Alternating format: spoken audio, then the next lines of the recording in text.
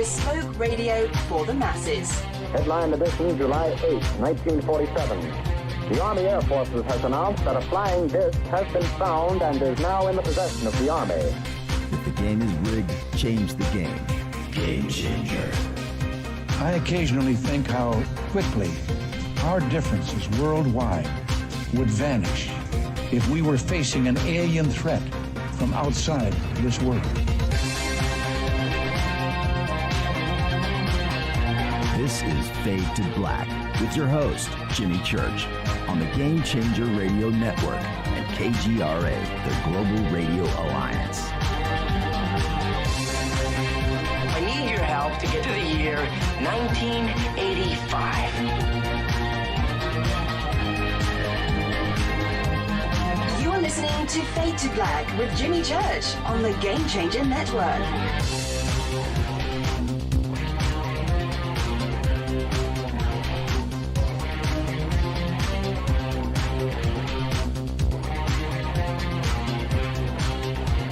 Good evening. Oh man, rage in my chair. I don't have time to mess with things. Fade to Black. Let's do this, man. Today's Monday, May 17th, 2021.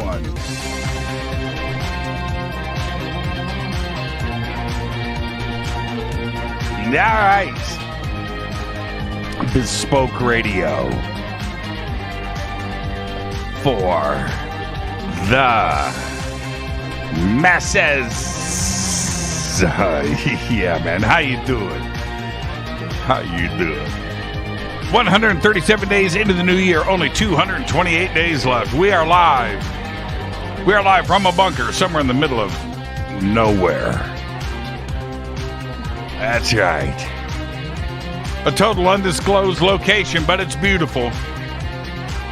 It really is. I love it in here. It's great.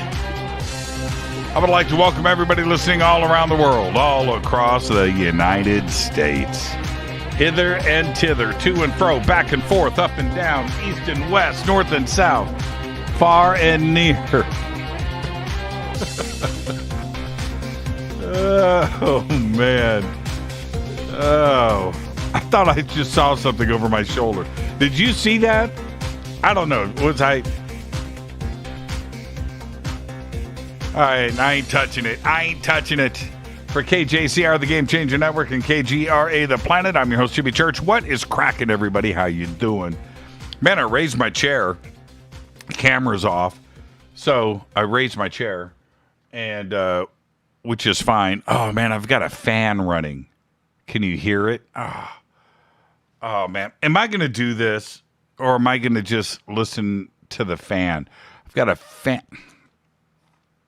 You can hear it, can't you? All right, that's it. I'm just going to run. I'm just going to run with the fan. I'm not going to get up. But it's nice in here. Yeah, it is. It's nice. All right. Hey, how you guys doing? Disclosure weekend, right? That didn't disappoint. UFO Friday didn't disappoint, did it? 60 Minutes last night, and I'll talk about all of that in just a minute. Pretty dramatic weekend. A lot of fun. A lot of phone calls. A lot of phone calls today coming in, and people asking my thoughts. And it was also very strange today. I had yesterday and today, I had a few phone calls from different people asking me for contact information of other. I'm looking at. I'm like, really? Okay, all right, and and it continued today with some. And I was like, okay, all right, okay. I'll be that guy. I'll be that guy that shares. Okay, coming at you, man. Text. Contact info. There it is. I love it. It's really strange. Somehow, some way, I don't know quite how this happened. And it happens slowly over time. You have a bicycle tire, motorcycle tire. You have spokes, right? Then you have that center hub. the tire, that's the UFO community. Those spoke, I'm the hub. Right in the middle. Right in the middle. It's pretty cool, though. It's pretty cool. It's pretty cool. Lots of dramatic events and twists and turns that happened over the weekend.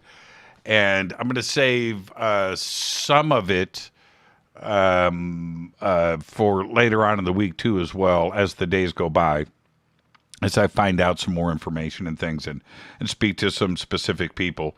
I think you guys know generically what I am talking about. But more on that in just a minute. But tonight, kicking off, this is a great week on Fade to Black. We always have a great weeks around here. But last week, Steve Barone, UFOs over Vegas, reached out to me and said, dude, I've shot this video and you need to check it out. Now, when he got in contact with me, the video, seriously, was still rendering. All right. He was still putting it together. And I immediately, as soon as he was done, texted me, here it is. I went and checked it out. It's a long video. We're going to be discussing it tonight. I've got to say, this is a pretty incredible video. It's pretty incredible. After everything that has been going on with some of the things that we've been seeing lately, grainy, cell phone, okay, all right. Steve Barone is shooting stuff that is crystal clear, incredible, and tonight what we are sharing with all of you is perfect. I mean, is there any question about what is going on here? This is an incredible video. This is what the UAP task force needs to be leaking out to the public. But we've got it here. We've got it here tonight on Fade to Black. I'll get all the links up for everybody later on, and you can go and check out this incredible video for yourself. It is astounding. Steve shot it with 3 cameras. And wow. So all of that tonight. What did I see? What is going on? Where? Man, this thing is moving around. It's an incredible video. We're going to discuss all of it tonight with Steve Barone. And then tomorrow night, right here on Fade to Black, Nick Redfern is back. And tomorrow night, we're going to be discussing Maryland and Martians. That's right. Maryland and Martians. Tomorrow night with Nick Redfern, and it's always great when he's on the show. He's one of the best.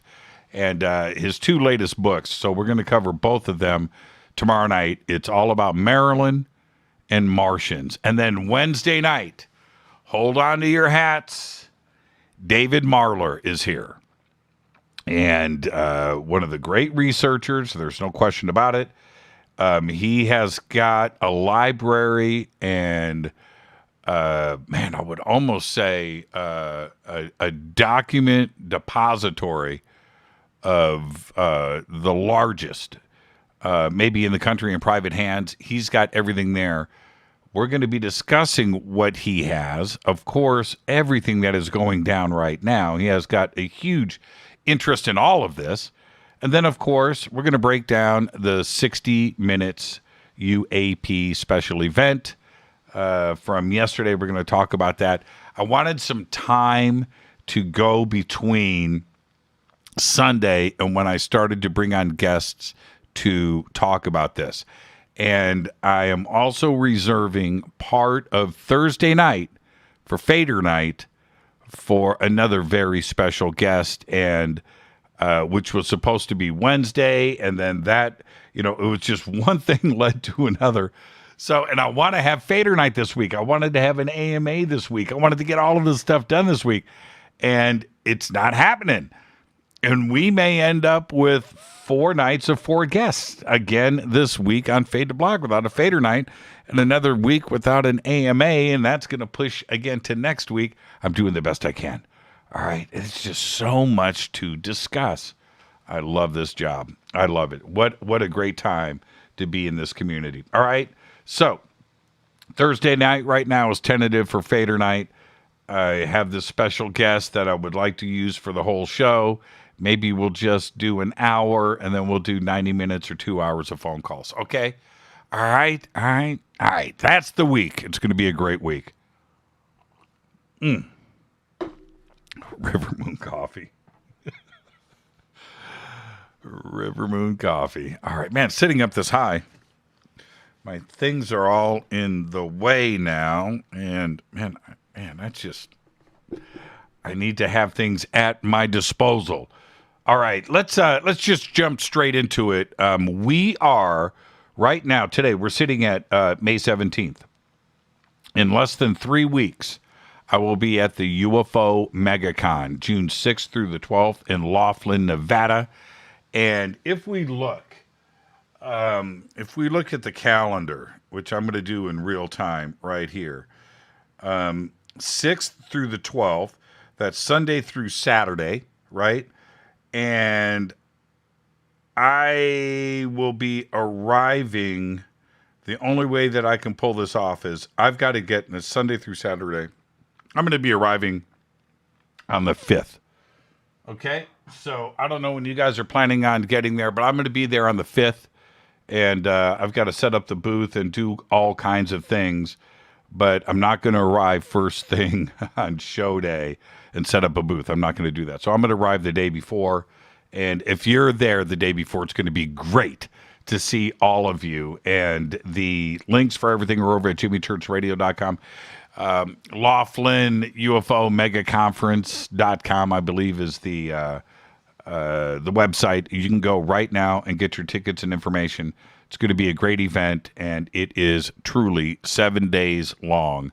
8 days for me, and I need the vacation. I am going to be a lot of fun. So come and hang out with all of us at UFO MegaCon, June 6th through the 12th in Laughlin, Nevada. All right, follow me on Twitter at JChurchRadio. The Sandbox on Twitter is hashtag F2B. Any questions or comments, hashtag F2BQ. I've already popped in over on YouTube. I tried to jump in on Spreaker. Hello, I can see right now. M's over there. Cortana. It's scrolling by. Hello to everybody over on Spreaker. And, of course, Facebook. There's some login issues tonight. I don't know if we're broadcasting live over there or not, and that's the way that it goes. Hello to everybody on the Bunker Cam. Let's get this show cracking. Let's get to the breaking news. Now, check this out. With all of the recent talk about the Department of Energy, the DOE, and the secrets that they have, I wanted to share and start the show with this for you. Okay? Take some notes. There is a material called fog bank that is used by the U.S. Department of Energy that is so top secret and compartmentalized that the government once actually forgot, literally, quote, forgot how to make it due to a lack of actual records and dwindling institutional knowledge.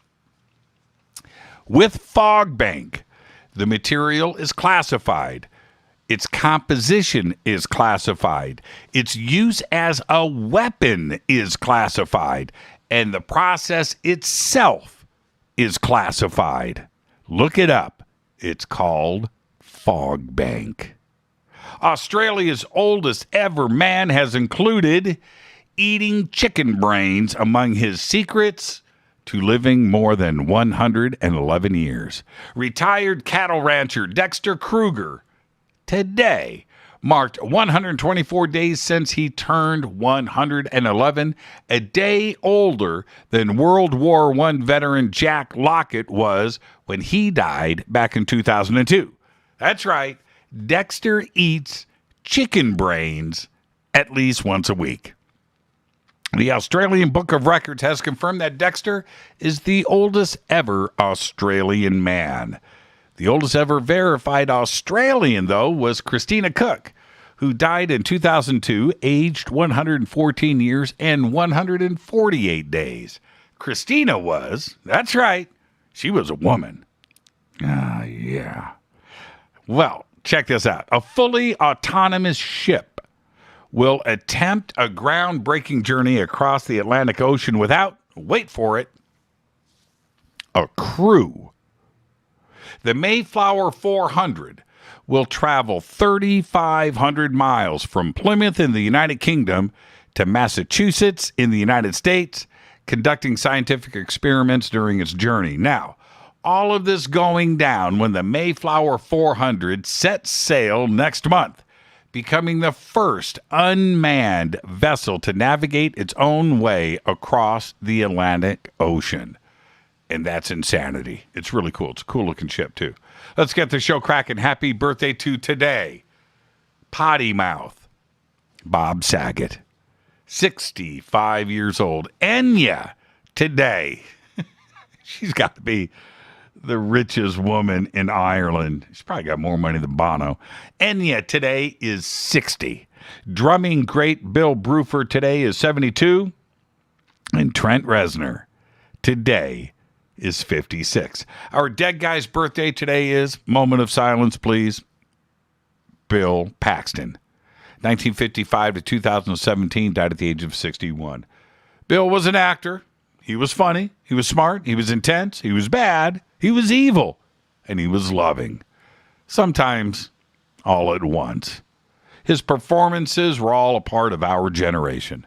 Weird Science, right? Chet. Aliens. True Lies, right? The car salesman, great. Apollo 13, amazing. Twister. That's one of his best pictures, actually. Titanic, Club Dread, Thunderbirds, he was great. Big Love, the TV series, Edge of Tomorrow, right? But for me, he will always be Chet. Bill underwent open heart surgery to repair his damaged heart valve and aorta on February 14th, 2017. 11 days later, on February 25th, he died of a stroke. Bill was just 61 years old. Incredible. Incredible. Happy birthday, Bill Paxton. On this day in history, OTD 1970, Thor Heyerdahl. We're just talking about the Mayflower 400, right? 1970, Thor Heyerdahl and his crew set out from Morocco across the Atlantic Ocean in the Ra-2, a papyrus sailing craft modeled after ancient Egyptian sailboats. The Ra-2 crossed the 4,000 miles of ocean to Barbados in 57 days. Barely made it, too, man. The thing was, man, that one pontoon in the water, paddling. But they made it. They did. They made it. Fader fact. In 2002, a man named Jerry Selby. I vetted all of this. It's an incredible story. Jerry Selby, retired, found a way to crack the lottery in the state of Michigan using math and probability. After 9 years, he ended up making $8 million in profit. He did. The lottery caught on to him, though, and shut the game down. He was happy, though. He was happy. He made $8 million. There you go. It's a fact. Tonight, very special guest Steve Barone is here, UFOs over Las Vegas. We're going to break down his latest video, and it is incredible. Tomorrow night, Nick Redfern is here for Marilyn and Martians. Wednesday night, David Marler. We're going to break down the 60 Minutes UAP special event from this past Sunday. And then Thursday night, right now it's supposed to be another Fader night with open lines all night long. I've got a special guest I want to bring in also to discuss the 60 Minutes special event from yesterday.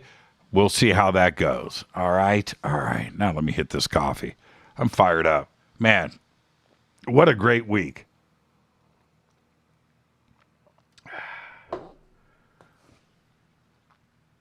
Well, everybody was texting and asking and calling and emailing. What did I think about the 60 Minutes special event? Well, here we are a day after, right? Day after. Yesterday, I was interviewed by Eric Von Daniken for his new podcast called Chariots of the Gods. And in the podcast, I said to Eric, I said, today, it's very strange that we're recording this today because tonight, 60 Minutes is going to have this UAP special event. He said, Jimmy, what's going on? I said, well, hey, we'll see ultimately what happened. The show hasn't broadcast yet, But let's see what happens tomorrow. And that was yesterday. And I wanted to make sure that I marked that special day with 60 Minutes combined with Eric Von Daniken. And historically, let's see how all of this pans out. And I made some comments during the podcast. You'll have to wait for that to come out. But remember, that was recorded yesterday, Sunday, May 16th. So here we are. It's the day after. And just in case you're one of the few that missed it or don't know what I'm talking about right now, yesterday, 60 Minutes, which has been running on CBS since 1968, and from 1991 to 1994 was the number one watched program in all of the United States. And yesterday they aired a segment about UFOs. Well, actually, UAPs. With Lou Elizondo, Chris Mellon, and the Nimitz and Roosevelt pilots. Now, I'm sure that most of you are waiting for my take on things. And don't worry, I'll get to all of that in just a minute. But let me start with this. Before the show started last night, I was on the phone with a few researchers and talking about what may actually air in the segment. And each one of them ended the phone call with, I'm not joking, it was 4 phone calls, 4 different individuals. Well, I got to go, man. I got to get my munchies ready. Right? We'll talk later. And I was like, okay. All right, I get it. I had to wait because I didn't have the East Coast feed. So I ended up watching Twitter, right? Facebook, and the mass media for the reactions because it was already airing on the East Coast.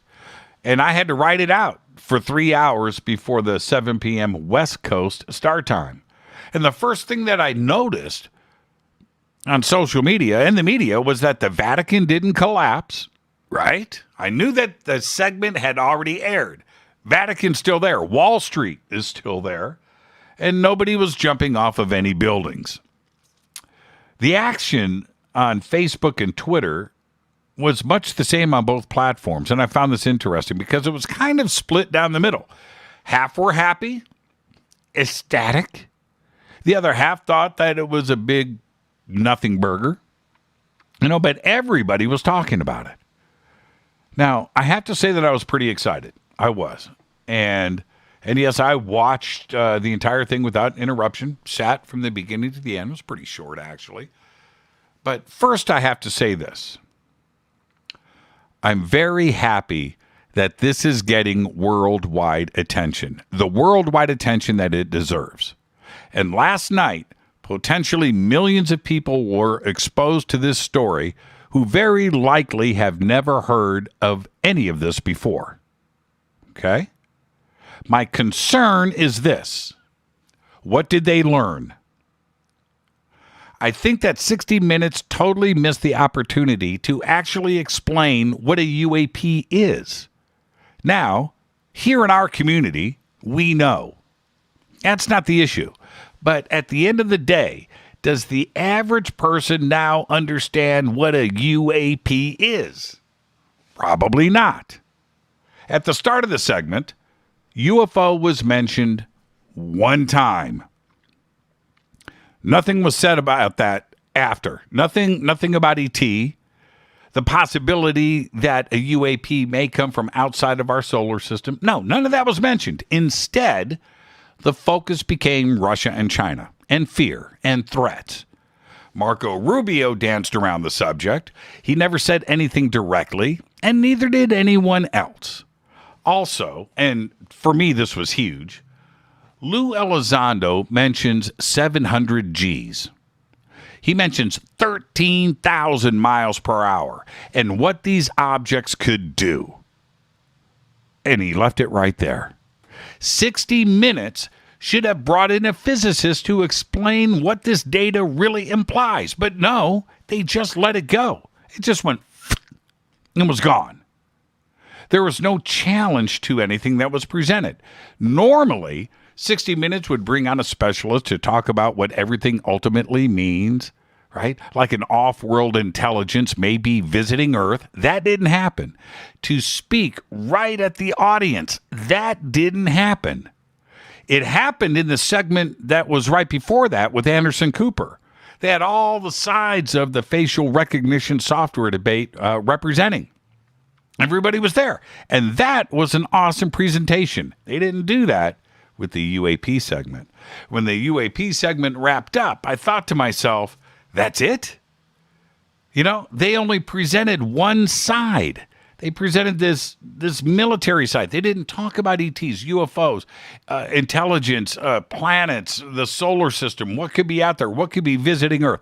None of that was touched. It ended up being a classic fluff and puff piece setup. 60 Minutes only did half of the journalistic work that needed to be done. Well, for me, right now, the Pentagon and the military-industrial complex got what they wanted. They got objects being operated by our adversaries that are invading our airspace. The Pentagon got that. The military got that. Elizondo delivered that. Right? There's nothing we can do about it. They're invading our airspace. That was the message. This was all about drones, Russia and China, and had nothing to do with visitors from another star system. Lou had a chance to say it. He didn't. Same with Chris Mellon. He danced. Marco Rubio, well, he almost went there, but he fell short. Same with the pilots. As cool as it was, this was another missed opportunity to speak directly at the issue.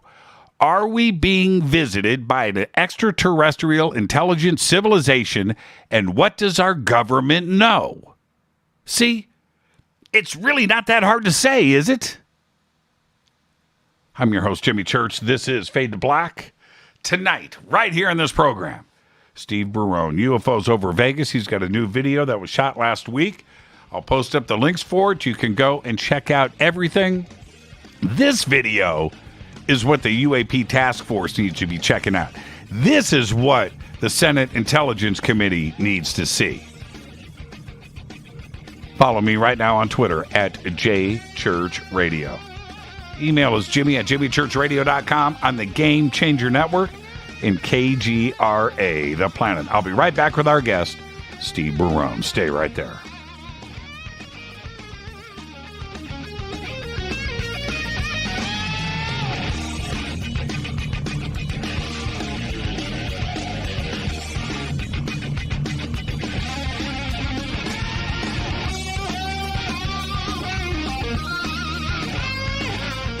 This is Nicole Church, daughter of you-know-who, and you're listening to Fade to Black on jimmychurchradio.com and the Game Changer Network. You're listening to Jimmy Church, Fade to Black. Fade to Black will now pause for alien identification. The station that talks the net. KGRA Radio.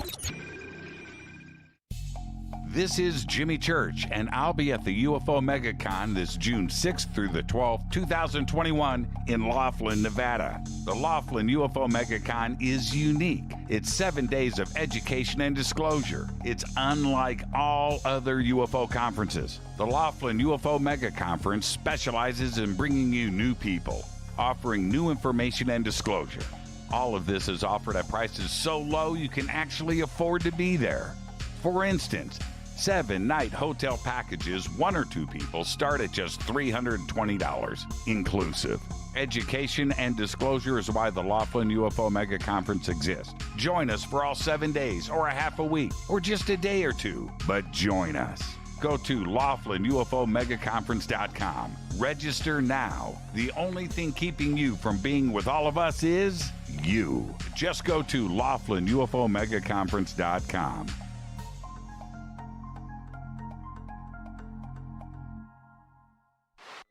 Introducing the Game Changer blend from River Moon Coffee that delivers a customized blend made specifically for the Fadernauts. If the game is rigged, change the game. It's a bolder cup with some bite.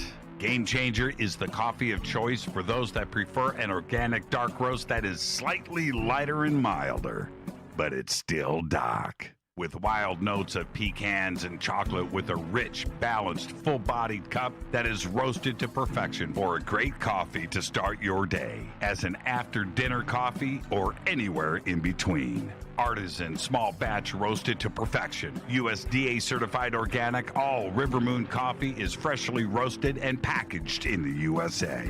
Just go to rivermooncoffee.com or click on the banners over on our site and use the promo code F2BBLEND for 15% off of your order today. rivermooncoffee.com. This is the only way forward. This is Fade to Black. Make contact. KGRAradio.com.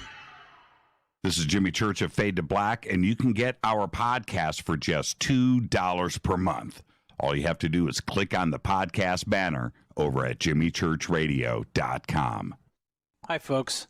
It's troubling times, and fear is pushing emotions, which in turn pushes health the wrong direction. Do you ever get an ache because life is uneasy? Try Life Change Tea at gettheti.com. Life Change Tea works on your digestive tract, helping to move food through quicker and comfortably so your health is spot on.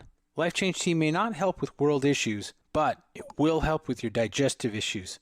A glass a day helps keep the intruders away. So, change your life today. Log on to gettheti.com. That's gettheti.com. If your health game is off, get on by ordering Life Change Tea. Gettheti.com. And while you're on our site, look around at the great non-GMO organic supplements. And if you're a sales shopper, go to our specials page and see what's for you.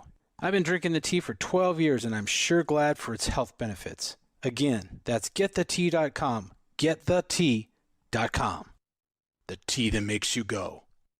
Fadernauts, when you think about the future of our country and where we're headed, do you wonder about the food supply? I do. Disruptions in the food supply chain could be disastrous, and they usually occur with little warning. That's why the smartest thing you can do today is to stockpile emergency food, water, and other essentials. I personally recommend My Patriot Supply. They're the nation's largest emergency preparedness company, serving millions of customers for more than a decade. In fact, they're the only source my family trusts for our preparedness plan. You should too. Right now, save 20% off a full 4-week supply of delicious meals that provide 2,000 calories a day. Saving 20% helps too, doesn't it? Especially now. So go to preparewithjimmy.com and get ready. That's preparewithjimmy.com. There's no time to lose. Do it now. 9 out of 10 geneticists agree. Fade to Black is not your father's radio show on the Game Changer Radio Network and KGRA, the planet. Hi, this is Rob Reiner from Anvil, and you're listening to JimmyChurchRadio.com. What's up? I'm Chris. What up? This is Kyle Massey, and you're listening to Jimmy Church Radio.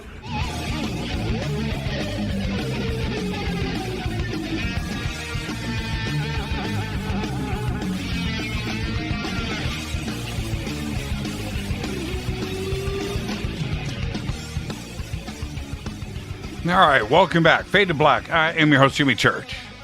Did you catch 60 Minutes yesterday? Did you see it? Did you learn anything new?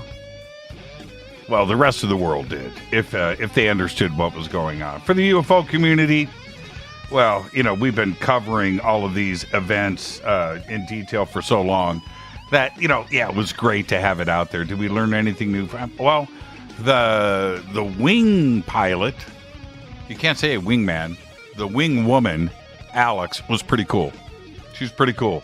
It was really cool to see her emotion and her eyes, and the language from her face was pretty cool. I really dug that part of it.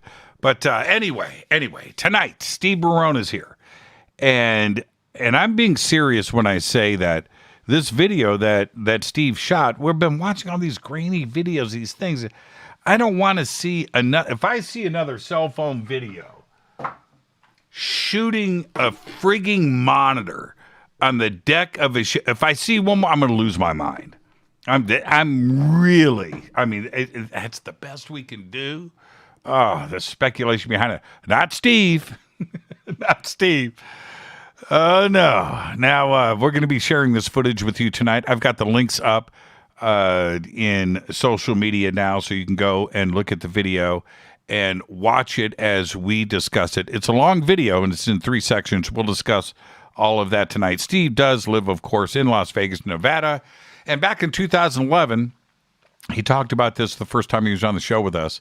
He saw his first UFO. He was on a cruise with his wife in Nova Scotia, and everything changed. Since then, he has set up video cameras on his property, which is just west of Las Vegas, to capture what is going on over his property and around the city. And, of course, he's got his Facebook group and his YouTube channel. All of the links for everything are over at jimmychurchradio.com. You've got to go follow, like, and subscribe everything that Steve does. I'd like to welcome back to Fade to Black, one and only, Steve Barone. Steve, good evening, man. How are you? You look good. Greetings. I'm great. It's a good thing you didn't see me with my COVID hair. Oh, man. I didn't cut my hair the whole time, and it started driving me crazy. I started looking like a troglodyte. I've cut my hair once in a year and a half. Once. You know, look, you had me. I got a mullet going. I'm kind of thinking, man, maybe I need, just relive the 70s a little bit, some early 80s, and maybe let the mullet just flow at the age of 58. Nothing wrong with that. You know, maybe a little ponytail. You know, it's getting there. Well, I hear mullets are back now. Oh, So. man. Oh, jeez. Oh, man. Yeah, as I wear my Speed Racer T-shirt, there's no shame in my game, man. There's no shame in my game. I respect where I came from. I don't hide it at all, Steve. Now, let's get directly to this video. But before we do, I want to clarify a few things, because you and I talked at length last week about this. And after we talked, I kind of went back and thought, did Steve say what I thought that he said? So I want to clarify the timing of this. It was shot in the evening, and I believe that you told me that you were listening to Fade to Black and then shot this video after the show. I think I don't know if it was after the show. I was just giving you a bad time about strawberry Pop-Tarts. Right. I'm not sure if that was it, but I think it might have been. Yes. Oh, that's okay. We had the whole strawberry Pop-Tart conversation. So yes, it was that was Thursday night. Okay, so you shot this video after the Thursday night Pop-Tart extravaganza. Right? Yeah, I guess so. Okay. So which would mean the show ends, you're on the same time that I am. Show ends at 10. So you shot the video, which is timestamped. But what was the moment? Was it Jacques Vallée? Was it Paula Harris? Was it the strawberry Pop-Tarts? What sent you that message that you need to go outside and fire up the cameras? Well, I know Paula. I don't know Jacques, but it actually didn't have anything to do with that. It was just a beautiful night. The wind wasn't blowing that bad. And when you have a good, clear day, Jimmy, that's when I want to go out. And, you know, I just now have started to go out more. COVID changed a lot of things. I wasn't getting out as much. And as you know, we've had some hot weather in the summer last summer, and then the winter was cold. So I just kind of slacked off a bit, but I'm back. So, yeah, Vegas is different. I mean, you have Phoenix, you have Scottsdale, you have Tucson. There are a few cities around the country that have this insanely hot weather. And that weather spills over to the hotness. I mean, it's 4 o'clock in the morning. It's 100 degrees, right? Yeah, and what happened last year, Jimmy, is with this climate change. Last year was the warmest or the hottest summer on record in Las Vegas. We had day after day after day over 110. Which means you'd rather stay inside in the air conditioning and have a cold drink.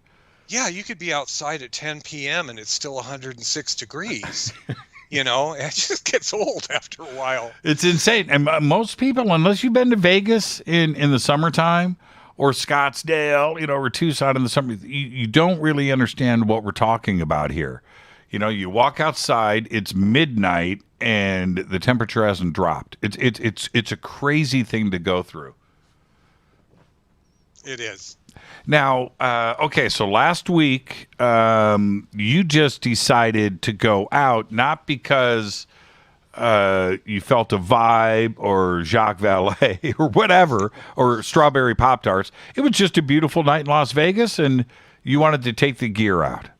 Yeah, and the one difference was when I bought my new night vision monocular, I put the old one on ice. But I still have it ready all the time. I bought these battery packs that just run forever because the batteries for these things are expensive, the lithium batteries, and they're not really that reliable. So I've been running battery packs, and I just thought I'd take that third one out and just test it and see what was going on, and it worked. The only thing that was wrong with it is the date was correct, but after sitting around for quite a while, the clock was off. I think it's off by about 45 minutes. But once I noticed that, I was already shooting video, and I wasn't about to stop shooting video of this object just to change the clock. So in the video, I just admit that the date's right, but the clock is wrong. Right. Now, tell us about what you shot everything with. We've got 3 cameras. You did the still images were shot with your cell phone? Yeah, I recently had to buy a new cell phone. And so this time I wanted to get the cell phone that had the best camera, because some of these cell phone cameras now have darn near professional cameras on them. And with the Galaxy S21 Ultra, they even make a big deal of their ads, if you've seen those, with that about the cameras. So I bought that, and I always have that with me, and then I always have my newer Luna Optics night vision monocular with me. But I just thought I'd bring the old one and just test it out, and it just was a perfect fit because is the old one a Psionics? No, I don't have a Psionics. I've always thought about getting one of those. Right. But I've been seeing comments from other people that have used both. And although the Psionics makes a nice picture, it seems like the night vision monocular, the full-on one, I have 3 different settings of infrared. I think they just do a little bit better of a job at picking objects like I'm looking for out of the sky. Yeah, I have a Psionics, and it's pretty cool. I like it because it's different from my other stuff. It shoots in color. Yeah. And it's got an onboard recorder. So not only is it a night vision monocular, but the recorder is right there. And so you can just hit record when you see something. That's pretty convenient. Everything else that I have, you have to jump through hoops to record. Right. The 2 monoculars are a little bit of jumping through hoops because you have to look through the eyepiece to see what you're shooting at, and you don't have a screen. That's right. Psionics is probably one of my next cameras that I'm going to get. Yeah, I like it, and it's pretty small. The other thing about the Psionics, shooting the stars in the sky, it is amazing.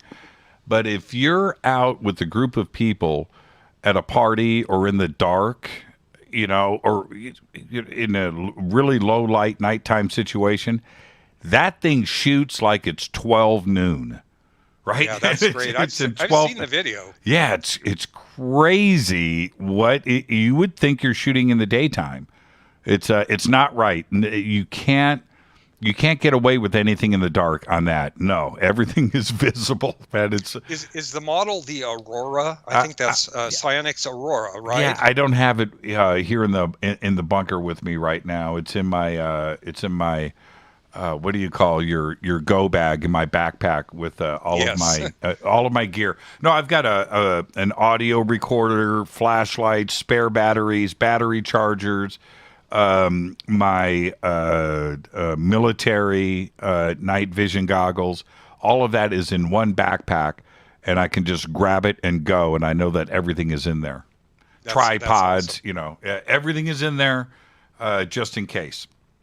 Just in case. So you went out, you've set up you've got 2 tripods going with the night vision cameras, and then I'm assuming that the Samsung 21 is just handheld. No, I bought a tripod specifically for that as well. And that also shoots in night vision, by the way. It's got a really good night vision setting on it. Yeah, it has a night mode. And that's what I took the photographs with, because I had already tested it with video. Mm-hmm. And the videos are a little more grainy. I mean, wasn't really much better than my old Canon camcorder, which it was good. But at that distance, I'm thinking that this object that I'm shooting video of was approximately 20 miles away. Mm-hmm.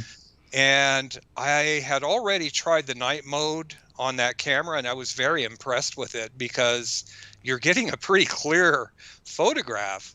And so it made it easy to give it a voice command to tell it shoot, smile, cheese, whatever you want to use to make it snap a photo, while I'm kind of pacing back and forth among all 3 of them.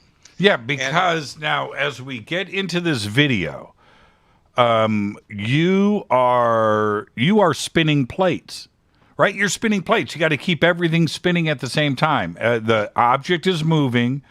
You've got 3 tripods, so you're constantly making sure that everything is being tracked. Yeah, and what made that a little easier, Jimmy, is the S21 Ultra has taken more of a wide shot. Right. So I didn't really have to move that much at all.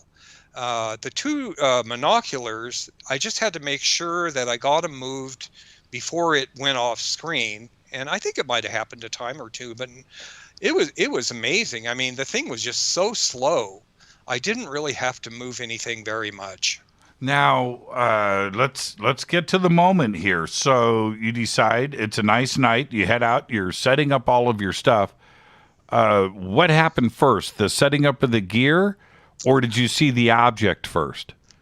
I actually had everything. I was just setting up the gear, and I turn on the battery pack, turn on the camera, and by the time I snapped my phone into the little holder on top of the tripod, I saw the light. So the 4th thing I had was just a set of binoculars, because those are priceless.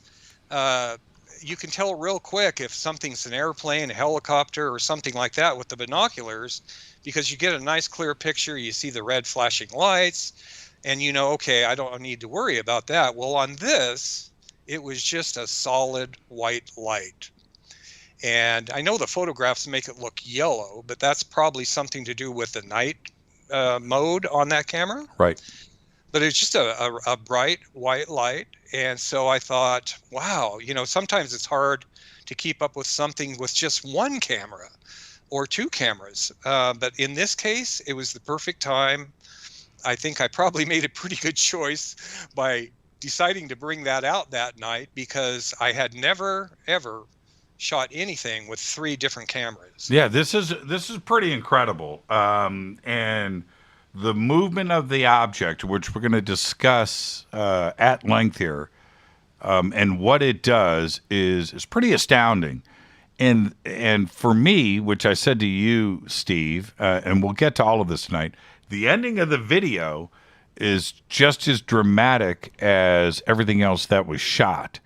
And once you get to the end and you see how this resolves, it's pretty amazing. I don't know what my first thing, I remember calling you back going, well, you got something, right? Yeah. You've got something here. This is pretty incredible. All right, now, I want everybody to click on the links that I posted up in social media, and it will take you straight to Steve's page. I want you to, or Steve's video. I want you to start the video, but pause it. I want you to pause because at the beginning, Steve did something here that's really cool. He's and it is flight radar, and it's the map of Las Vegas with all of the air traffic. Now, everybody's going to be looking at this, Steve. So help us out and tell us where you are filming from first. Everybody can see the green patch of mountains on the left-hand side of the image, and your house is in this general area, right? Right. I live, for anyone that's been here in Las Vegas, I'm on the west side, very close to the entrance into Red Rock Canyon. But the video is aiming to it's like east-northeast. If you go a little bit more to the right in that video, you end up at Nellis Air Force Base. But in this case, we're looking at the Las Vegas mountain range, which is in the northern part of the valley. So you can see the air traffic coming into McCarran. You can see the flight path, right? Okay, that's there. You can see Las Vegas. You can see everything going up. You are up at the top in the center part of this, but you can see the map of Las Vegas and where all of the city streets kind of stop into the upper left-hand corner, that square. That's where you are, and that's Red Rock Canyon. Yeah, I'm actually over on the left side, about mid-screen. Exactly. And then you can go straight east from that, and you can see here on this map, Nellis Air Force Base. So you're here, and the cameras are facing out over the mountain range here. But this is what is important here, is there's no air traffic. Yeah, there was just nothing there. And anything that was flying in that airspace during that time period, they either that or they just did not turn their transponders on. And there ends up being two more little objects in there as well. And those, I didn't even see those things arrive. They seemed to just fade in. Yeah, that's a very interesting part of this video, too. It's like a little sprinkle of sugar on the top. Right? I mean, the video itself and what this object does the video is just over an hour long. It's an hour and 14 minutes. And I'd like to explain that is that, I've been doing this now since 2014, putting videos out. And, I listen to people when they make suggestions or things like that. And one of the things I do now is I like to run the video fast for people that are in a hurry, but also because they can see the way the trajectories that these things fly sometimes. Things that you see slowly don't look that impressive until you see it sped up, that they're doing something that's very unconventional. And then, for purists, I include the entire video at actual speed for people to watch that way as well. Now, in this case, it took an hour and 14 minutes to show the Flight Radar 24 and then the three versions, the snapshots. There were 57 photographs in there, and then an 11-second hyperlapse, and then the night vision, the new night vision version, and the old night vision version. And then, Jimmy, I wanted to say that old night vision version, I was glad I had it because you talked about the end. It's the only camera that caught that weird ending.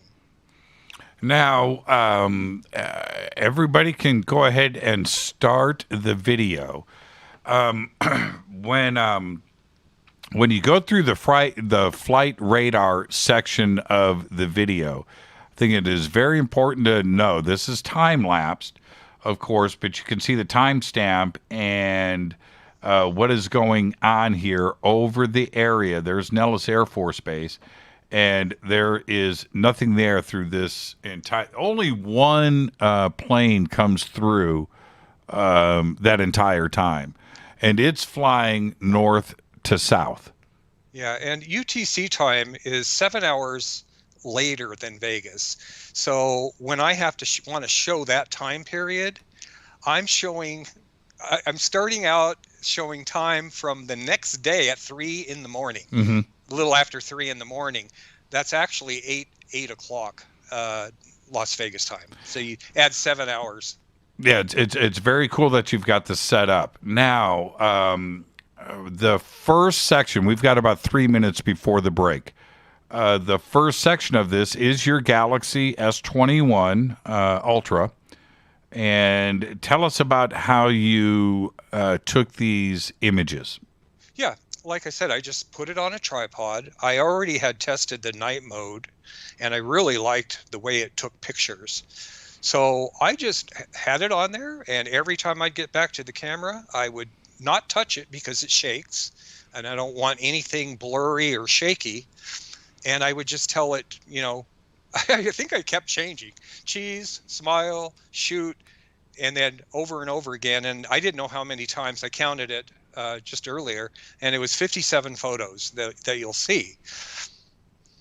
And again, this is not 5 o'clock in the evening, right? This is 11 o'clock at night, approximately. And Actually, Jimmy, it was about 8:30 at night. Oh, so you shot during Fade to Black?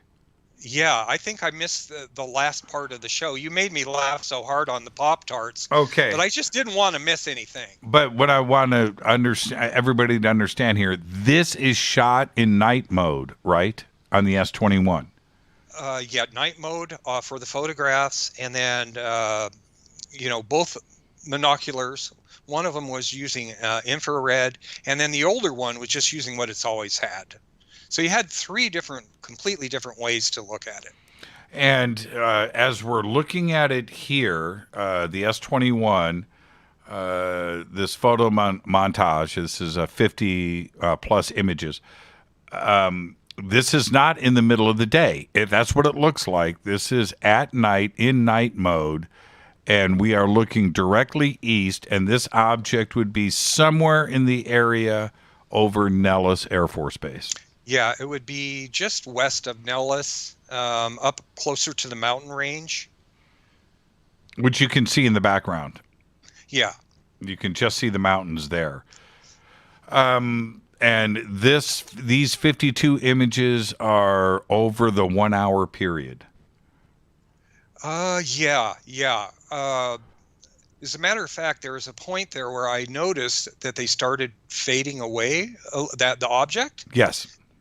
But you could still see it in a number of the frames, even though it was just a little bit lighter of a spot. And you could see that it was moving as I was catching the photos. So it did that when it started getting near Interstate 15, coming in from Salt Lake City and Mesquite. Mm-hmm.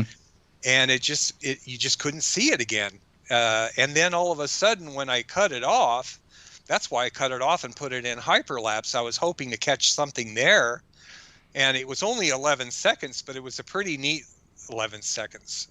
And your narration in the video, I've got it silent right now, is pretty cool. It allows everybody to go and see the image, this object, as it fades into the sky. With that, Steve, we need to take a break. So let's get that in right here. I am going to pause the video. Everybody, I am at 4 minutes in. If you want to sync up with me, I'm paused at 4 minutes. This is Fade to Black. I'm your host, Jimmy Church. Tonight, Steve Barone, UFOs over Vegas. This video shot last Thursday. It's incredible. We're going to go through all of this tonight with Steve. This is Fade to Black. I'm your host, Jimmy Church. Stay with us. We'll be right back.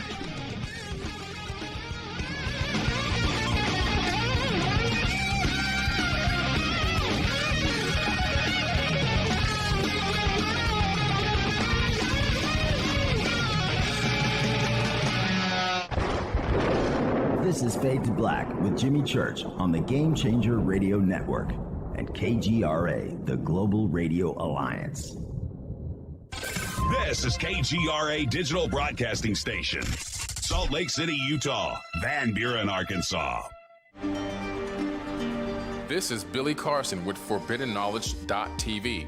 Forbidden Knowledge TV has just reached its 1-year anniversary. That's right, 1 year. And as a show of appreciation, we are giving all new subscribers a free 30-day trial of ForbiddenKnowledge.tv. That's 30 days to binge watch thousands of movies, documentaries, conferences, workshops, lectures, yoga classes, meditation courses, and so much more. So log on to ForbiddenKnowledge.tv from your computer or mobile device, or get the Forbidden Knowledge TV app on Apple TV, Roku, Amazon, iTunes, or Google Play today, and use coupon code 30daysfree That's coupon code 30 days free on forbiddenknowledge.tv today.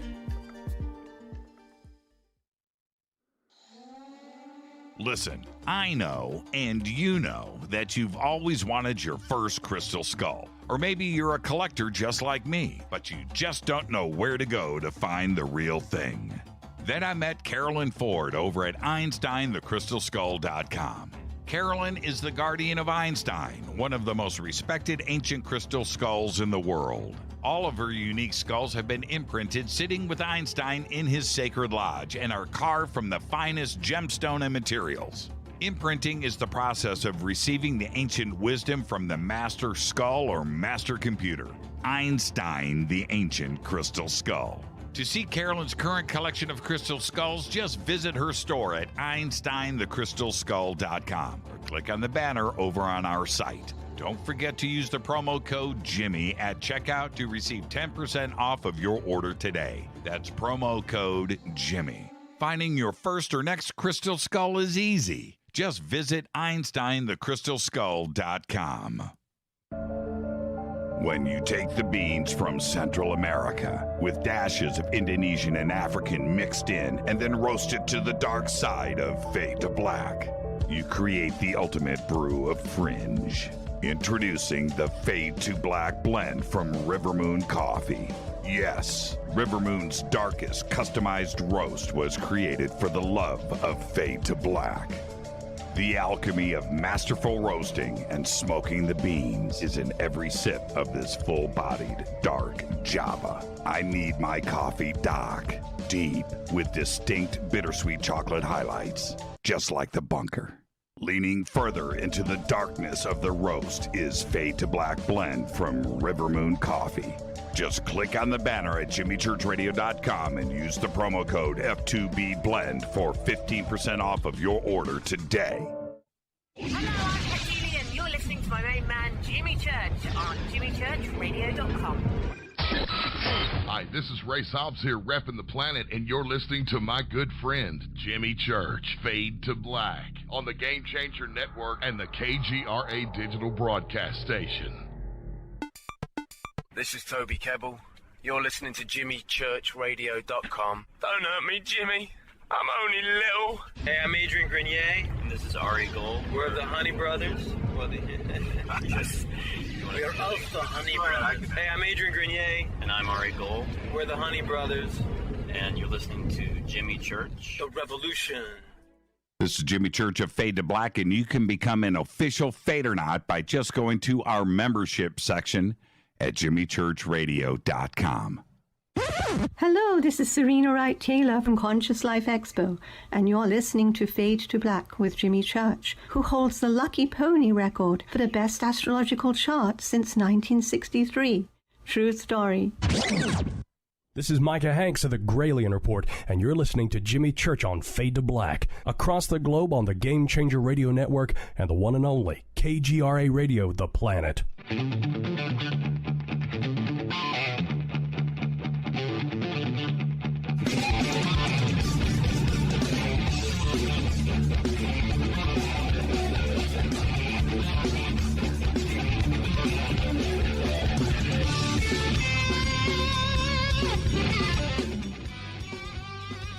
Welcome back, Fade to Black. I am your host, Jimmy Church. Tonight, Steve Barone, UFOs over Vegas. You don't say Vegas. It's UFOs over Las Vegas. Steve, come on. You know you don't say Vegas. It's Las Vegas. It's like saying Frisco. Oh, no, you can't say Frisco. When I lived in the San Francisco Bay Area for 26 years, we just called it the city. Yeah, that's it. You need to... You need to have your verbiage and nouns correct when and adjectives when dealing with San Francisco up here with the locals. That's just the way it is, man. Run you out of town. String them up. Get a rope. So I paused at 4 minutes. Everybody, you can go and check out the video. I just want to sync with everybody. So I'm going to now hit go. Boom. And roll through the rest of these images with the S21 where, and what is really cool, Steve, I want you to describe this. the image, the object, I keep saying image, the object fades. In the video, it's doing this when it's moving, right? Yes. I'll say so. That S21 Ultra, even in night mode, when that thing decided to, I don't know, cloak or go dim or whatever, it almost completely lost it, and it did lose it in several frames. But you could still see this little just difference in a lighter color as it was moving, and then that's where I changed it into hyperlapse mode, which happens at 4 minutes and 44 seconds, and this is when it changes directions. And I in the real video, okay, now I'm going to pause again. I'm pausing at 5 minutes, everybody, where 10 times actual speed using the LNG3M Gen 3 high definition digital day-night vision monocular. Okay, so now we've switched mediums here. At the end of the S21 compilation, that hyper section, that is one of the strangest things about this entire video, because this object travels across the sky. I'm assuming it's going north to south. I mean, as far as I could see, it was going from the northwest to the northeast. Northwest to which is on my side, yeah. So left to right, really. Okay, which would be in a straight line away from you? No, it would be going pretty much horizontally in front of me. You know, so in other words, I would be looking at the Las Vegas mountain range, and it's on the left side from my viewing point, and then it moves to the right side of that mountain range, and then over the freeway. And once Nellis is right up against that freeway. Yeah, so isn't that going north to south? North to south would be if I saw that object and it just started coming my way, in my direction. Okay, I'm going to depend on you for this. Okay, hold on a minute. I'm at 5 minutes. Let me back up to this map again. If there's the 15. So for this object to travel over to the 15 towards Nellis, I'm assuming it's going from north to south.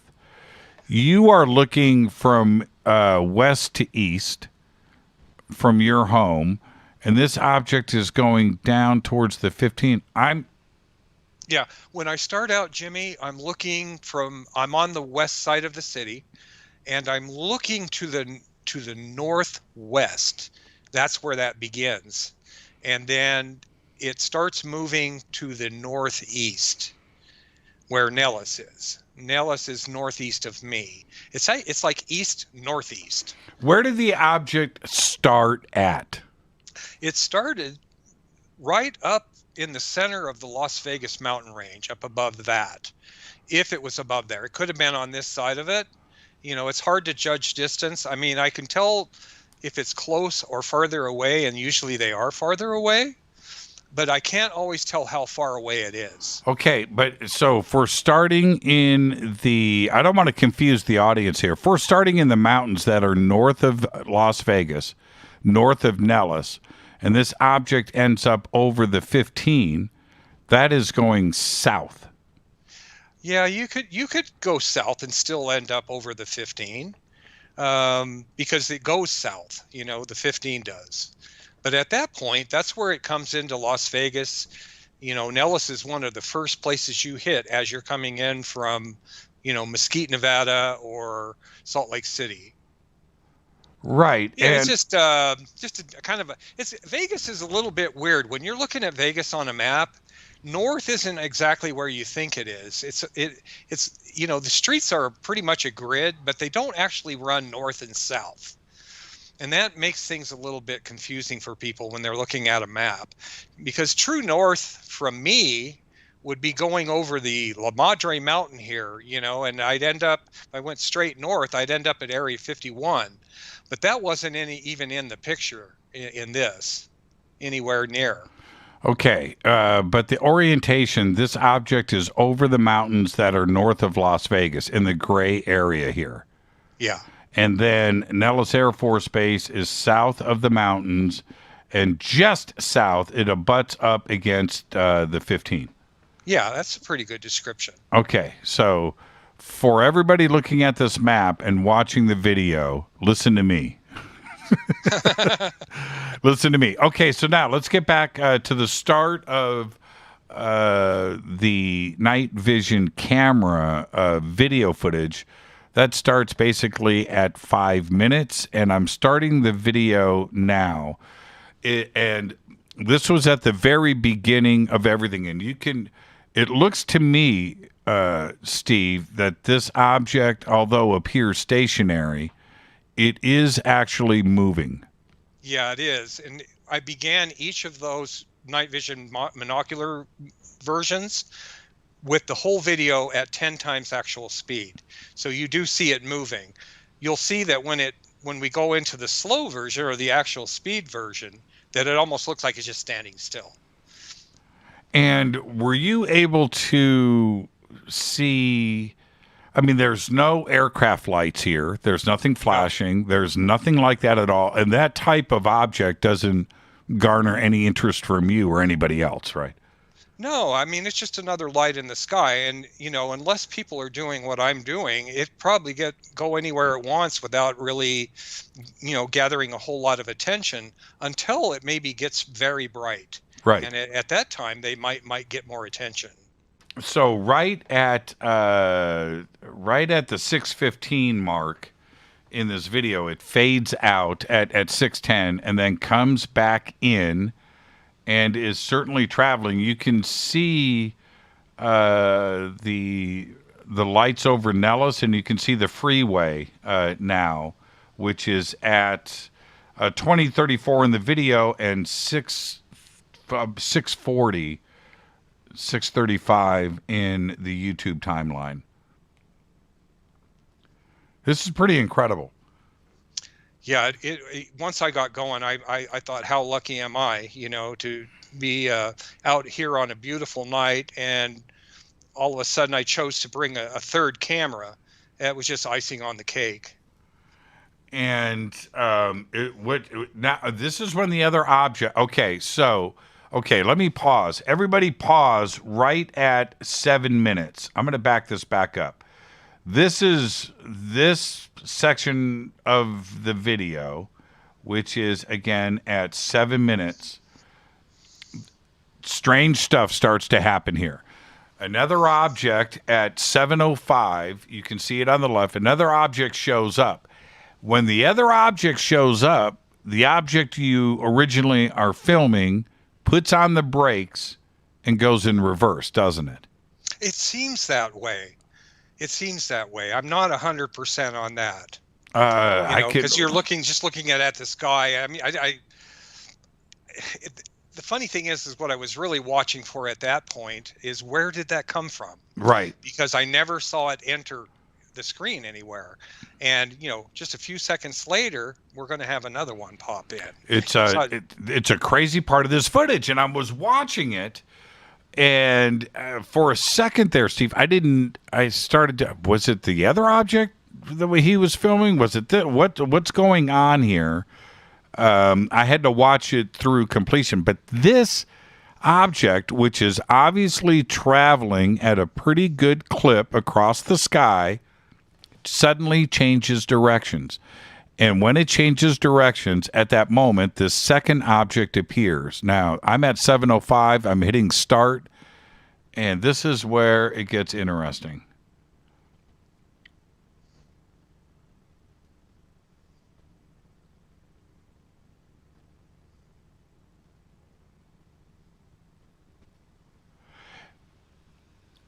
Did it... It almost looks like it stopped for a moment. I think these things do stop a lot. I mean, and it's one of the things you watch for. Yes. Now, it's changed directions. The main object, which is twice as bright now than the other object, it changes directions, and starts to descend somewhat. Yeah, there's a point there where I start thinking that because of where it's at, and I'm so used to looking at that part of the sky, that it's heading downwards and that it's going to touch down somewhere inside Nellis Air Force Base, or at least within that corridor. The corridor I'm looking through, it's in the right corridor to be over the base. Once again, the base is 20 miles from me. That object, I can't be 100% sure if that object is 20 miles away or 25 miles away. So it's hard to say that it came down, but it had a little surprise for me once it got down to the point where I thought it was going to land. And it just shoots off. Now at right around at around the 8-minute mark, you switch to real time. So now we've got the advantage here of watching the time-lapse version of this video. We can see what it does. We can see how it travels through the sky. We can see it fade in, fade out, stop, change directions, go back, descend down close to the ground, and then poof, just take off.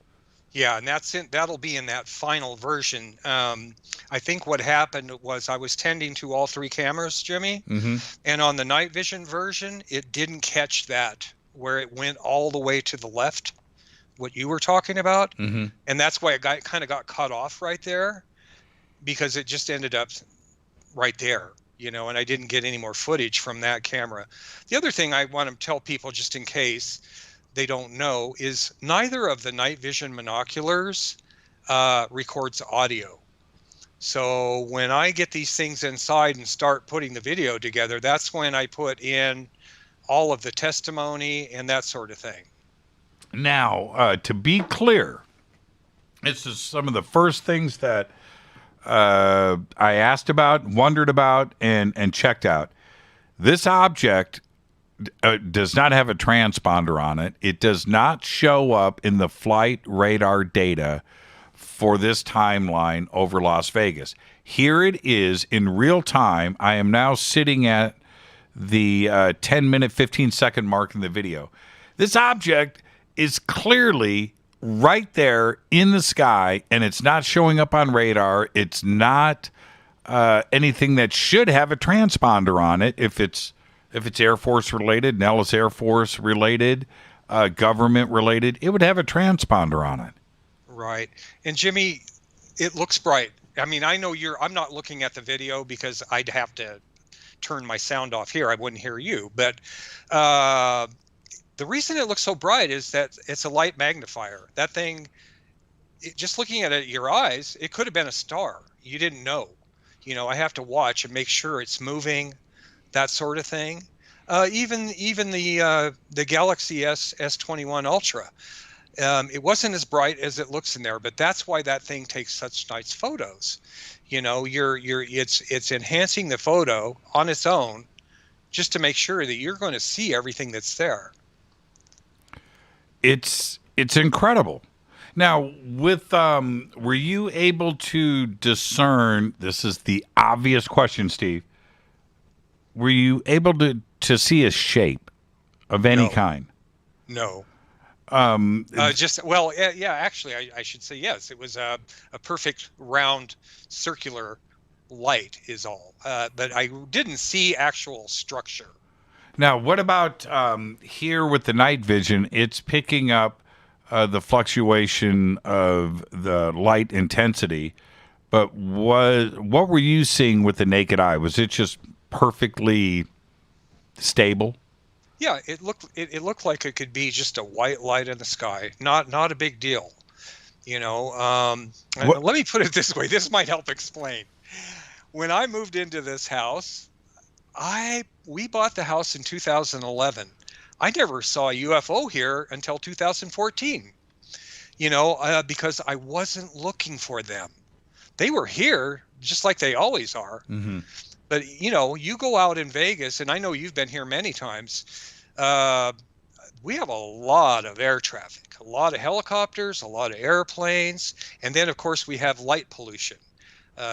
probably the worst light pollution of anywhere on the planet. Right. So, people say, well, why were you the only one that saw it? And the thing is first of all, I probably wasn't the only one, but I may have been one of the only ones that was actually out there with my cameras waiting for something like it to appear. Now, I'm watching it. The real-time video is the sped-up video is great because you can see its path, its flight path, and you can see everything that occurs in a very short time span. Watching it in real time here, slowly move across the sky, you have to ask, what is it that we're looking at? It's moving. Right? It's not stationary. What is it that is over these mountains? Well, and another thing that I want to say too is let's just say people want to say, well, that's a quadcopter. I can tell you for sure, if a quadcopter was 20 miles away or even 10 miles away, I would not see it.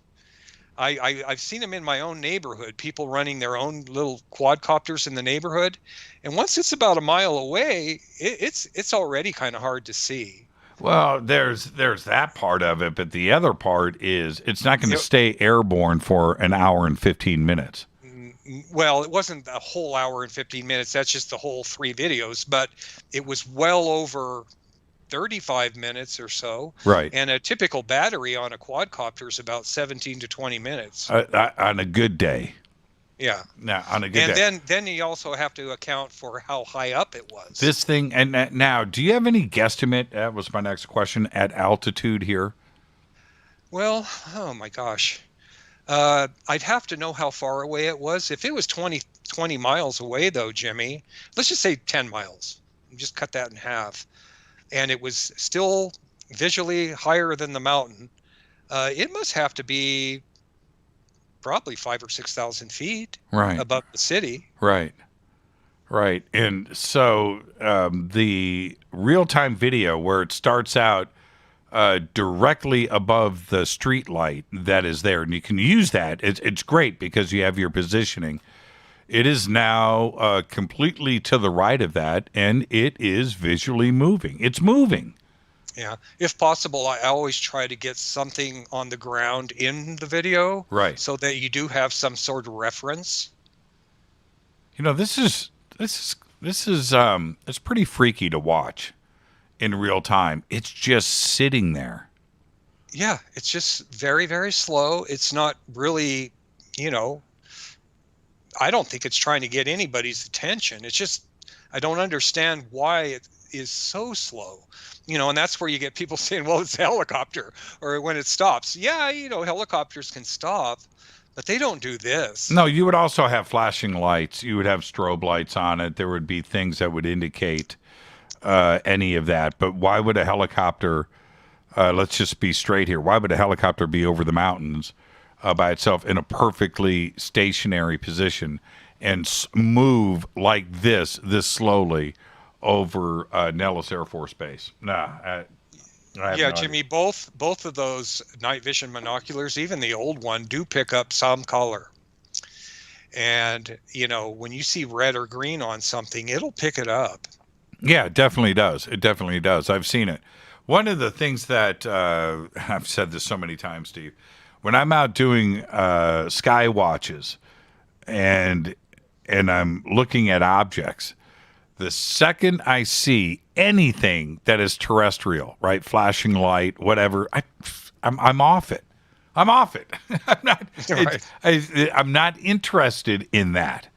And you see it immediately, and and I'm not interested in looking at airplanes. I can do that anytime.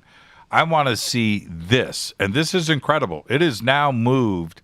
I mean, that's, if it's that far away, it's moved miles. Yeah, it could have gone 10 or 15 miles. Yeah, in about 10 minutes. 10 minutes. I'm looking at the timestamp on the video itself. This is pretty incredible. I'm going to need to take a break here. Now, the other part, I'm just going to roll this in real time, everybody. I'm sitting at Just let everybody know so we're synced up. I'm at 1741 into the YouTube video. When it changes directions and starts to head back in the other direction, in the sped up video, it looks like that happens pretty quickly. Was that something visually that you were able to see in real time? No.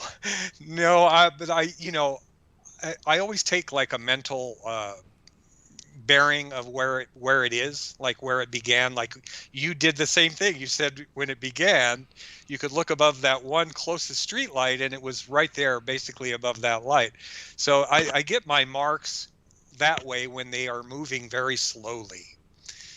And then, of course, towards the end, then it makes some really sharp turn and starts going downwards. So, and that's where I'm just so happy to get 3 different cameras on the damn thing. It's an absolutely incredible video. And when you see something like this that you're shooting, and we're looking at these grainy videos that are part of the UAP task force and the things that are out in the mass media right now, does that surprise you that your video's not being investigated, but they want to look at this grainy stuff that doesn't really mean anything? Yeah, what's weird? Yeah, it does surprise me a little bit sometimes. And I'll give you an example why. When I began doing this in 2014, between then and now, it's actually been just over 7 years. I've just to kind of make sure I'm doing the right thing, I've sent 5 different videos into MUFON with the reports and as much evidence as I can give them, as much testimony. All 5 of those videos were investigated and deemed to be unknowns. They could not identify any of them. And if I think back, I think all 5 of those videos happened in that same airspace too. Yeah, the object now, I am at 20 minutes into the video. I'm at 20:03, 04, 05. And it is way, way past, and that is where it fades out. That's and now, were there any clouds in the sky? No, there were no clouds. That's one of the other reasons I was so glad to be out there, and that I left your show early, watching your show, to go out, was because that day it was so clear. I gauged that on how clearly I can see over to Lake Mead. I can see that big black cliff that sits over there. I think it's in Arizona. But if I can see that well, I know I got clear skies and I'm going to be out there that night. What happens at 20 minutes, 15 seconds, all the way to I'm at 20:53 with this thing demolecularizing? I don't know what it's doing, but it disappears and comes back. It's that's what I was talking about, is that I don't know if it cloaked. Yeah, it's not too far-fetched to think that, though, that, we've had our own success that's admittedly had some successes with cloaking. Look how far it has moved, and it looks like it's increased in altitude, and I'm at 21 minutes and 30 seconds. Look how far away now it is from the lamppost, the street light. That is just insane. I need to take a break. Stay right there, Steve. This is Fade to Black. I am your host, Jimmy Church. Tonight, Steve Barone is here. UFOs over Vegas. I am at 21 minutes, 54 seconds. I'm going to pause at 22. This is insane. I'll be right back. This is Fade to Black. Stay with us.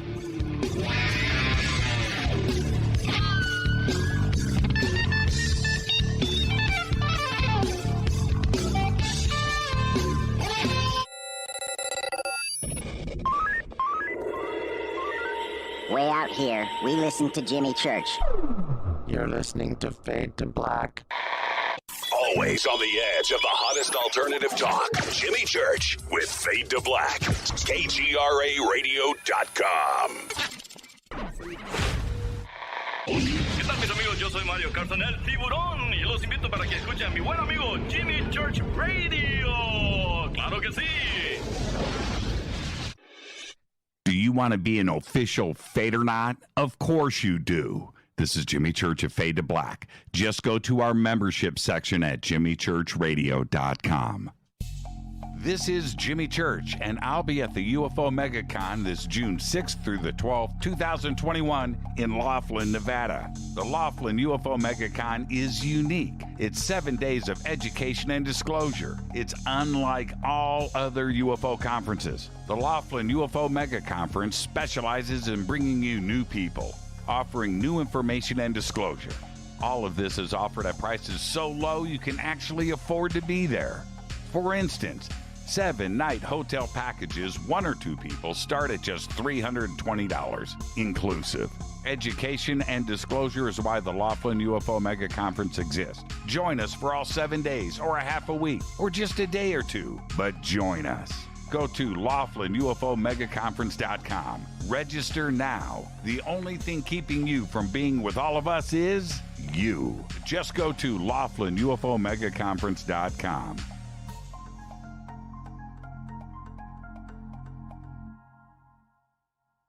Fadernauts. When you think about the future of our country and where we're headed, do you wonder about the food supply? I do. Disruptions in the food supply chain could be disastrous, and they usually occur with little warning.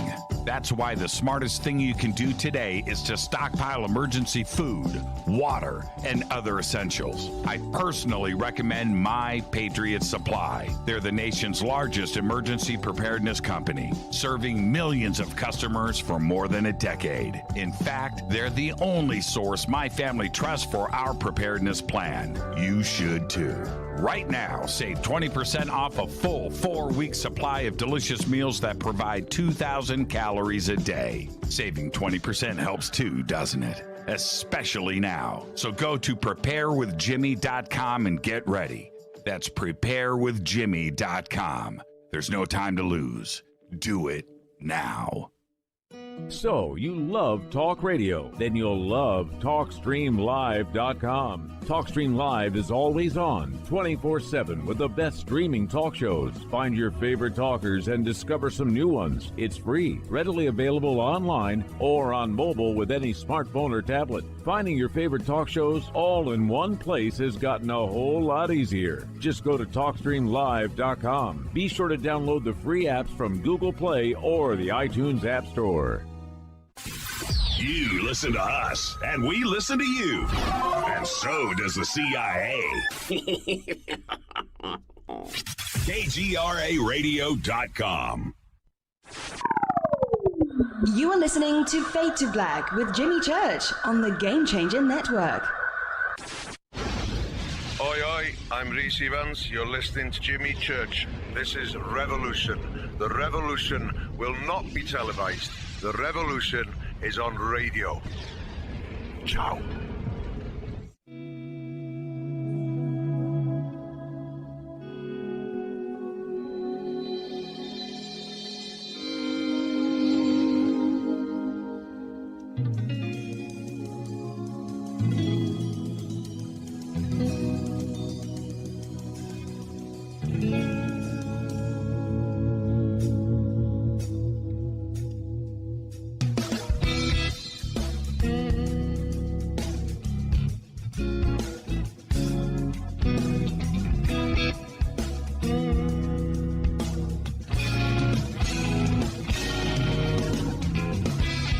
Welcome back, Fade to Black. I'm your host, Jimmy Church. Incredible video just shot by Steve Barone in Las Vegas. You can go and check out Steve's YouTube channel. The links are over at jimmychurchradio.com. UFOs over Vegas.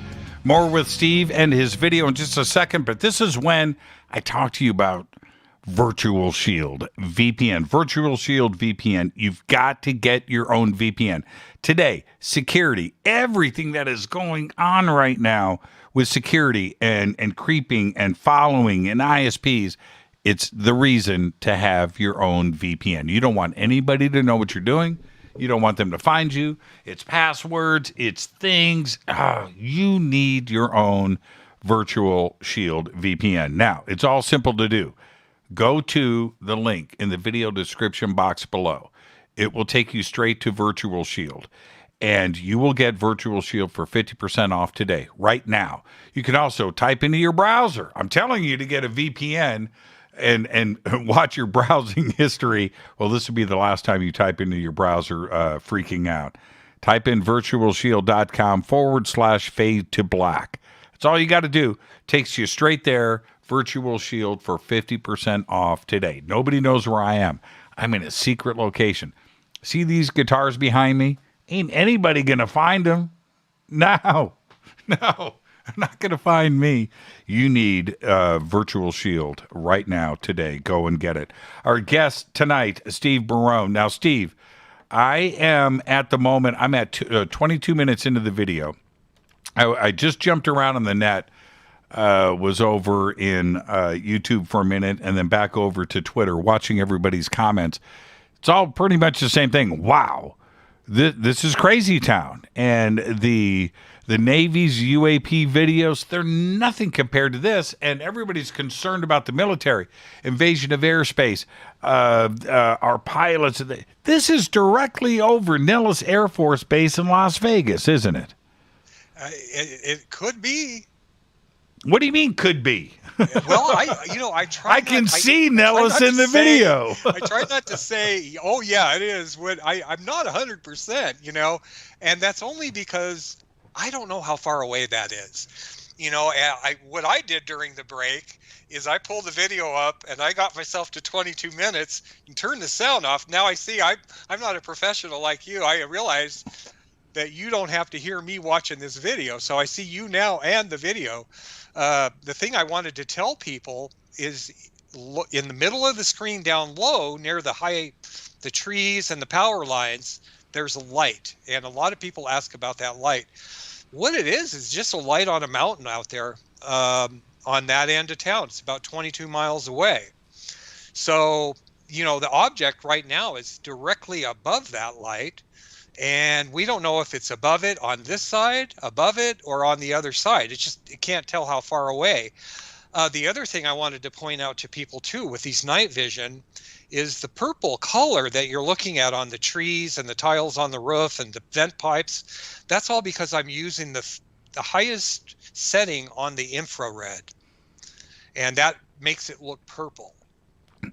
I don't think anybody's wondering about the purple, Steve. Believe me, I get every question there is. I bet you do. Okay, I'm going to roll the video. I just want to watch this in real time. So the object, you can see the light on the mountain that's there. The object is directly above it, fading in and fading out. I'm at 22 minutes, 8 seconds. It is continuing to move south. As the next movement of the cameras happens, you can see the 15 freeway below, which gives you a really good orientation. Now, at this point in the video, now I'm going to pause. At 22 minutes and 30 seconds, you can see a helicopter or a plane down below moving in the opposite direction with its flashing, strobing lights. That's what an aircraft looks like. And then you look up. Now this object is now fully lit again up above. But look at the helicopter, which it looks like it turned around and is heading in the opposite direction. But you can see, you can see that clearly in the video. I've got a big monitor set up here. I've got monitor 1, monitor 2, monitor 3. Now you've moved the camera. Okay, so there's a couple of things that happen here at 23 minutes and 15 seconds. You've moved the orientation. Now you can see the light is on the mountain and not on the sky. That's what just popped up in the screen. Now you can see the freeway down in the lower right-hand corner. Yeah, you're just now starting to see it all the way out the edge of the screen. And you see the red flashing light with the 2, 3 little white lights under it? That's the Nellis runway? No, it's actually still the freeway. It curves in that spot, and there's a little mountain that's blocking out the full part of the freeway. So the red light And the lights to the left of it are the freeway. It's on the freeway. That red light's on that little mountain, but the little mountain is blocking part of the freeway. Got you. Okay. Now, the object, look how far it has moved now, everybody. Moving south, that's the 15 freeway. Now it's the first time you see that other little blinky one coming in, too. Yes. Yes. And I'm at 24 minutes 30 seconds into the video. Again, this is a clear sky. Thanks to Rick Rickled for his beautiful musical creation called Dimensional Objective.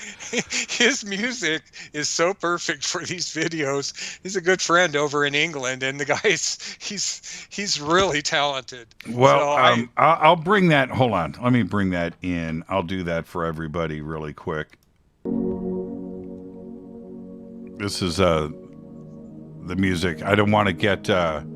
See, there's that little light flashing again. Yep. It's gone for a period of time, and then it comes back. That was the first one. But it just kind of popped in. It just pops in and pops out. Strange. It's a little, like I said, it's a little sprinkling of sugar on the top. I mean, it's a gift. I mean, what is that in relation to everything that is going on in the sky? That's not a coincidence. You know, there's something going on. It stops, and is right there. Yeah. It almost makes me. The first time that I saw this, I was wondering if Nellis maybe scrambled a jet and they flew something up there. To check it out, because it strobes like an aircraft light, but then it goes away. Yeah, I always felt that in Vegas, the worst thing Nellis could ever do with a UFO is scramble a jet, because you want to attract attention to something like that, just scramble a jet. If they don't want attention, just have a helicopter go over there, you know, because we have helicopters everywhere. Right. Now the second light is showing over on the right. Does everybody see that? We are now at, this is such a crazy video, man. 26 minutes, 35 seconds. Now we've got two strobing objects flanking the main object. One is to the right and one is to the left. The one that is strobing to the left just kind of stays there. It moved, it stopped above the object. And then it went to the left and has been stationary in that position. And now we've got the second strobing light approaching it. It's my guess, and now they're perfectly distanced on both sides of it. I thought from the beginning, Steve, that this is us going out to look and see what this object is. I don't think that there is another way to explain it, in my opinion. You know what? And think about, go back to what we were looking at with that hyperlapse, Jimmy. As the big object was coming downwards, you noticed two little streaks going downwards like they were landing. Yep. I wonder if that's these two guys. Right. This is incredible. And again, now I am at 27 minutes, 42 seconds into the video. And I think that we, from Nellis, the Air Force is checking out this object. The object is still moving, and they are staying equidistant from this object. They're right there. They're looking at it. Yeah, it's an incredible video, man. Incredible. Yeah, it's amazing. You see the vent pipe sticking out of that roof? I do. I have a little quick story. This is taking a long time anyway. The people that live in that house, I never knew them, but there was a point about a year ago where I had to tell them what I'm doing, because I didn't want them to think I was some kind of pervert, you know, trying to look in people's windows or something, even though I could never do that because I'm way higher than them. But I got a call about a week ago, or maybe a little longer than that, and it was them. And this man that lives in that house, his name is Peter, went out to take the dog walking he said it was fairly late, and I could hear his wife in the background saying, it wasn't that late. But anyway, he said, I looked up in the sky, and he says, above my house, there was a fireball, and it went straight up. Right? He said it was right above your house. And I go, well, wouldn't you know, I wouldn't be outside for that one. This is pretty incredible. And again, I'm at 29, 22, 23, heading up to 29, 30. And this is now at the point where it stops. And it's getting brighter or closer. This moment in the video, I remember freaking out just a little bit. And I watched this section of the video, Steve, probably 3 or 4 times, backing it up, watching it over again, backing it up, just to make sure that I was seeing what I thought that I was seeing, which everybody can see the curved top of the fireplace. I'm assuming that's what that is. Yeah, it's a fireplace cover. A fireplace cover on the right-hand side. It's at this point the object brightens, descends somewhat, and then at the bottom of its descent, doesn't move down too far. I can only speak in inches, right? It's like on my screen. It moves down about a half an inch, and then starts to head back. Now the object on the left, this is the point where all of this happens. The object on the left does not strobe anymore. It stays lit. The object lightens up. Now watch it. Now I am at, I want everybody to get to this point. 30 minutes, 57, 58. Now I'm at 31 minutes. Now the object has moved down and is heading back. Now watch the second object. Watch what happens here. It stopped strobing. And I've watched this section of the video so many times. It just doesn't make any sense. Yeah, and the one on the right went off the screen again. It went off the screen. Yes. I just kind of stayed with it. I mean, in the old days, I moved the camera way too much. And the other part was zooming in and out. Try not to do too much of that because it hasn't really got much of an optical zoom. So digitally, you can do it digitally, and it's just as good. Look how close. That's when I was wondering, what are they doing right there? It's just crazy town, man. If they are in the same area, that is just unbelievable. And yes, Jimmy, they right now, they are guaranteed to be over Nellis Air Force Base if they are the right distance that I think they are from me, which would be about 20 miles.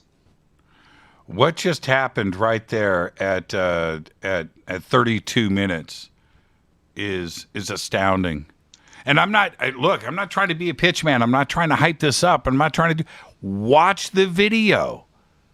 Yeah, I mean, this what we're watching is actually the hyperlapse part of it. This thing's going slowly down. And this is what I mean. You don't know for sure which way it's going. It's so slow.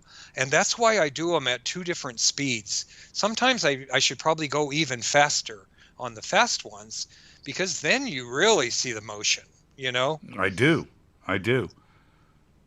This is just incredible footage. And then, Jimmy, like this camera, the field of view is much smaller than the Galaxy S21 Ultra. On that phone, because we're not zoomed in, it's showing a much larger area.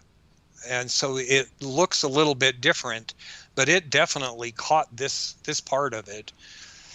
You know, why do you think we're all in speculation mode here? Okay, I get that. But the first object, which is now about to leave the screen, the main object, which went completely fluorescent and brightened up, you've moved the camera to keep the second object in. But the second object was strobing. It was flashing, Steve. Yeah. And now it's not. It's stopped. That wouldn't make any sense. I'm assuming it was observing and that it was us. And then for the last 5 minutes, it's not strobing anymore. Yeah. And, you know, I try to just entertain almost any kind of idea, you know, because of where these are located. My assumption is usually that whatever's going on there is known by the powers that be on that Air Force base, whether it be ours or whether it's extraterrestrial. And nothing in flight radar over this area. And again, you can go and look at the beginning of the video and look at all of the flight paths that were there. We just saw 3 objects in this area over a good length of time that were not in the flight radar data. No, and it's holding perfectly still right now. And at least it appears to be. Is it? Yeah, exactly. Is it? It is descending though. No, it's still moving to the left and descending. Slowly but surely. Right. Yes. But very, very slowly. The end of this video, I still can't explain that part away. It just doesn't make any sense. It doesn't make any sense. Everybody, I am now at 35 minutes, 23, 24. I'm at 35:30 in this video. And you can see your orientation is that chimney that's right there. Steve just moved his camera down. Remember how high it was above the chimney cover, which is over here. Now look how low it is. And it's moving, and so for orientation, you can see this chimney here. Yeah, and think about this too: is that circle of light is not getting bigger or smaller. It's only getting bigger because I zoomed in, which means it couldn't be something that's like an airplane way off in the distance, and it's coming directly towards you. The other thing I want to help people with is there are some people who, when they see these videos, when that thing goes behind the vent pipe, you'll see how strangely the light looks. I've been accused of faking videos because the light bleeds over the edge of the vent pipe or any other object that it approaches. But that's how it is. That's how nobody, it works. yeah, anybody that says that is not familiar with Einstein. Yeah, you'll see it now. It's pretty neat, actually, what it does. But that's real. That's what it does. Look how fast it's moving. Wow. And so here we are at 36 minutes, 37 minutes. Steve's moving the camera. It gets funky because it's behind there. I knew I was going to have to move the camera, and I wanted to move it while that was happening. I made a little bit of a mistake right here, but it wasn't a terrible mistake. No, it's no big deal, man. Yeah, it's no big deal. I mean, because I do catch it again before it speeds off, but at the end of this video, this particular video, I did not see what I could have seen if I tended to the camera fast enough. Now, watch what happens here, everybody. Just watch. There it is. And now that's because I've moved the camera. Right. To the right and pulled that back out where it isn't behind that vent pipe.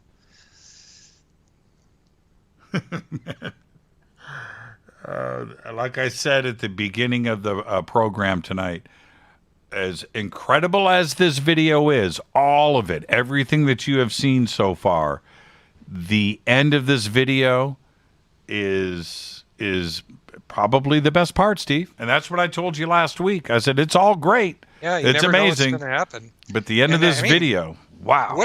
What could it look like that, even with night vision? It's just barely moving. It's not flashing. A lot of times the pulsing is actually not even pulsing. It's the heat or the cold, the weather conditions, you know, like up high. You see one that seems like it's flickering a little bit? That could just be the actual weather, the air.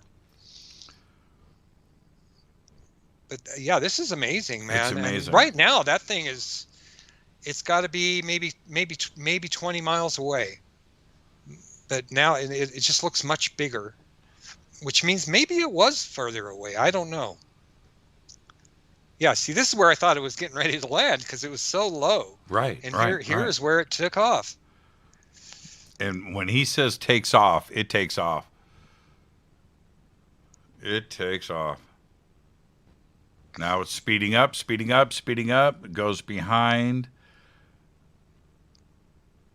See, that light even looked a little smaller and dimmer as it started moving. Look at it now. Check that out. And that purpley thing moving around is the neighbor's tree. That's just the tip of the tree. I'm going to have to pay to have the neighbors trim their trees. It is hauling balls right now. Yeah, so now it's moving away from the base. And here's where I must have been looking at the other cameras. So now it begins the old night vision monocular version. Now we're at 40 minutes. Everybody can timestamp. We're going to be taking a break in about 2 minutes. So this is the older full color night vision monocular. Yeah, and you can see that it's above that light again, just like we started. It at first didn't appear to really move at all, but even now at 10 times actual speed, it's barely appears to be moving. And that's why I speed them up. Or just earlier, I said maybe I should go even faster on some of them because it still seems to be going slowly. Yeah, it's definitely ascending here. It's definitely going up. It's increasing in altitude. There it dims out. Yeah, and this is probably on the camera where I said it's not showing. The only thing I'm seeing is this faint little circle of a lighter spot in the sky, and you can see that lighter spot moving. And then this is, where it comes over and it starts getting close to that chimney again. And there's the little blinky thing that all of a sudden that appeared. Here's Rick Rickles again, too. Oh, I'm sure he loved it, man. He's good. You go to SoundCloud and check him out. There's the blinking lights that are flanking. Flanking both sides.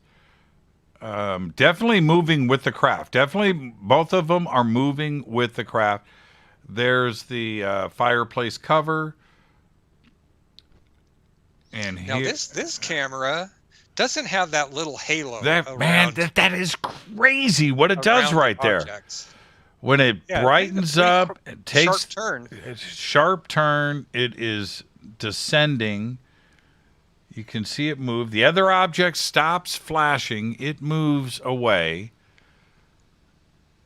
That is just insane, Steve. Insane. I need to take a break right here. Everybody, I am going to freeze this at 42 minutes and 15 seconds. I am pausing. This is drama unfolding right here. This is Fade to Black. I'm your host, Jimmy Church. Our guest tonight, Steve Barone, UFOs over Vegas. The links to his YouTube channel are right there at jimmychurchradio.com. on the Game Changer Network and KGRA, The Planet. I'll be right back.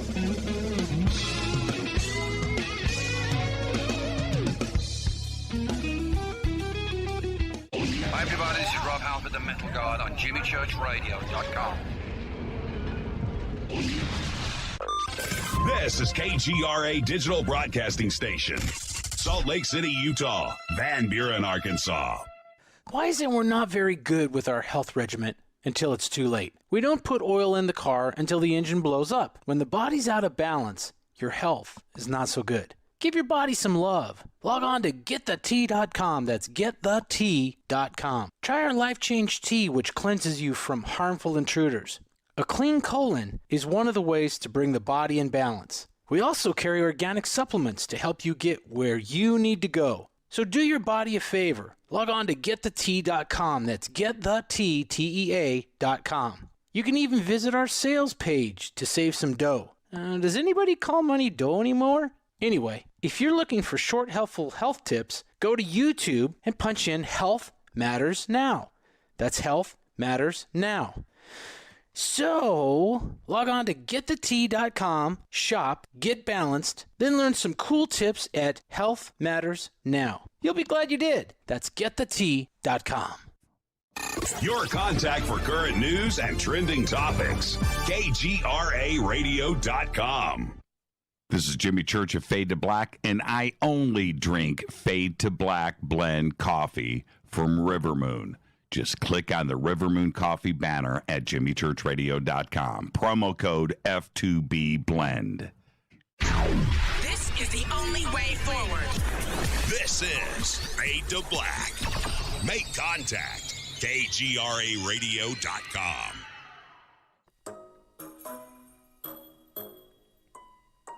When you're in the house for longer periods of time, you can see them flying or running across the floor. Ooh, yuck. They're unhealthy, gross, and disgusting. Bugs. I loathe bugs. We keep a clean home, but occasionally bugs show up. Well, I found something that is tougher than bugs. Orange Guard. On contact, it kills hidden bugs, including ants, roaches, and fleas. Plus, Orange Guard is a residual repellent. All of the ingredients of Orange Guard are on the FDA generally recognized as safe list. Orange Guard may be used around food, humans, and pets. It comes with a 30-day money-back guarantee. Orange Guard. Available at orangeguard.com, Whole Foods, and Ace Hardware.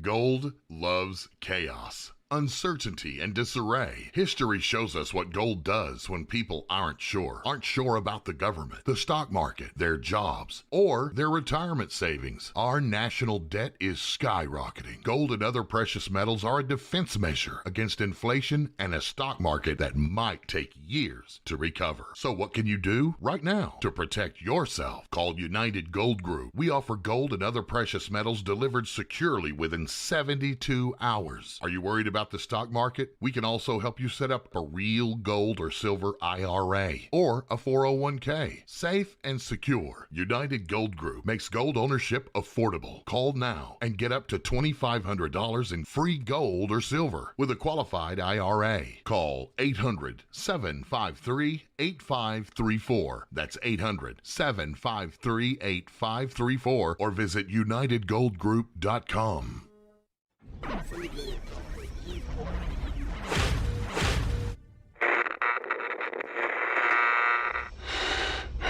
You want to know a secret?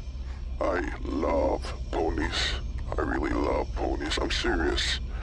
I couldn't stay sane without ponies to brush. Why Fade to Black? Because you never got that pony, damn it. This is Fade to Black with Jimmy Church on the Game Changer Radio Network and KGRA, the Global Radio Alliance.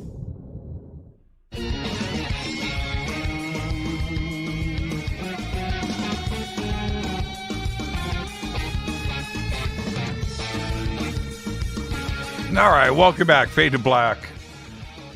I'm your host, Jimmy Church. I'm over hanging out in YouTube with everybody during the breaks, and everybody's talking about the video, and it's great. And but there's always one person. Hey, man, can you show me that guitar in the background, man? Oh, man, we're watching this incredible video, and I get it. Oh, man, it's just so funny. Can we see that? Can we see that? You guys are too much. Even Steve earlier tonight. Hey, man, can I see that guitar in the background? Oh, man. Okay. Now we are back. I'm at 4222. And I enjoy what everybody's doing on Twitter and YouTube right now, syncing up with us. I'm at 4222. We've switched cameras, and we're running in hyperspeed on the old school night vision. Now, remember, this is night vision, but it's shot in color. And I enjoy, Steve, my night vision that shoots in color. Because it's not night vision anymore. We're used to that, the military style Gen 3 that I have, which is green and black. It's not in color. And this new technology with the color cameras is incredible. It's like shooting in daylight, which is what we have here. Okay, I'm at 42:22, and I'm hitting play. And here we go. Now it descends to the tiles of the roof of the house. Now watch what happens here, everybody.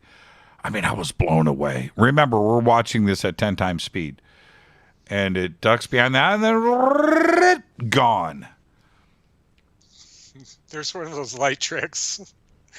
And now, okay, it's moving. I'm going to try to keep up with it. Hits that pole and makes a U-turn, and bam.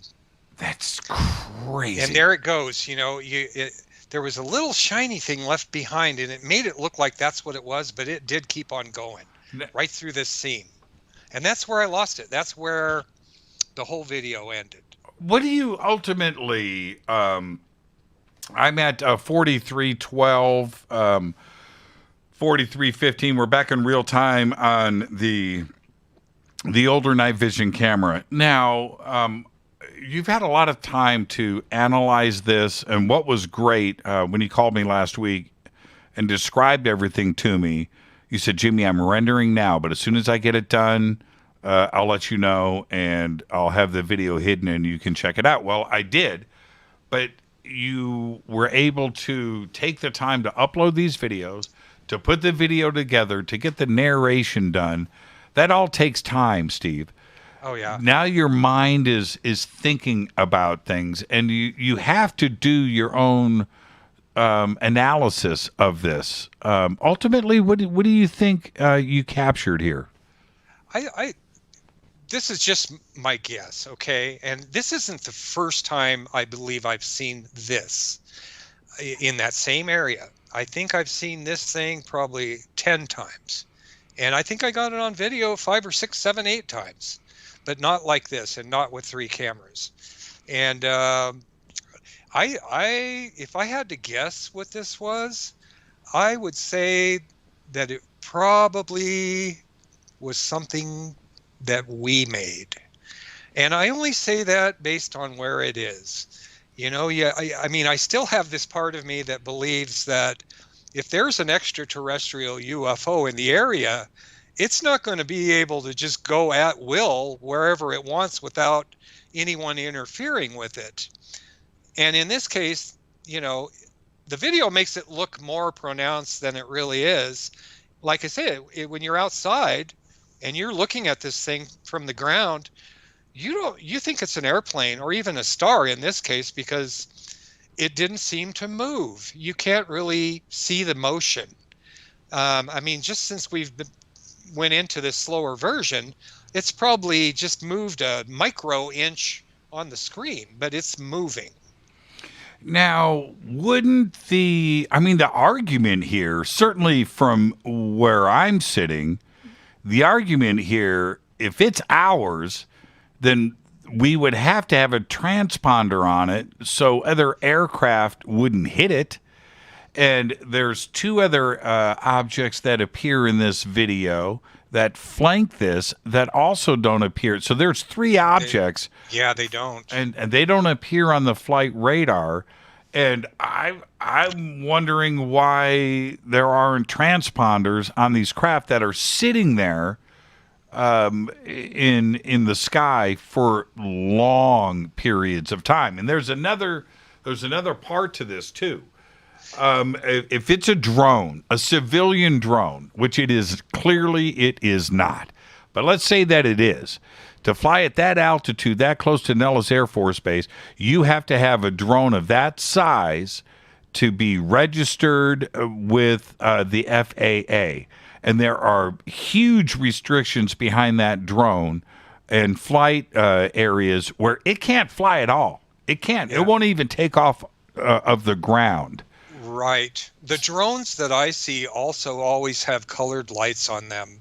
The reason I don't think this has a transponder is that what if this is just a black project?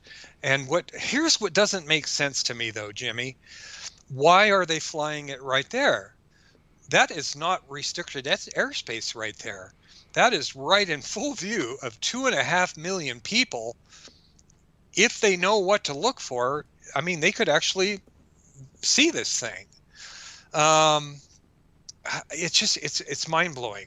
The only other thing that it could be is if you go back far enough to the mid-60s, you would know about Charles James Hall, who was a meteorologist for Nellis Air Force Base. And he's the guy that created, just like Bob Lazar did, Area 51. Charles Hall made famous the tall white aliens. Mm-hmm. And that is where they would live, out behind those mountains and more to the left, which would be more to the northwest. I don't understand why it's not showing up on radar. It's clearly an object there. The other two objects that come in, flank it, move with it, and then travel away are just as interesting. You had said to me, and when we look at all of this in its totality, one of the things that you said, Jimmy, these two other objects also show up, and I don't know what's going on with them. It is, when you look at it, the entire event as a whole, it's got everything strange about it. There's nothing normal about this video, Steve. No, and let's just say helicopters, okay? We see them constantly here because they go to the Grand Canyon, up and down the Strip. They're always flying over Red Rock Canyon. They're never that high up.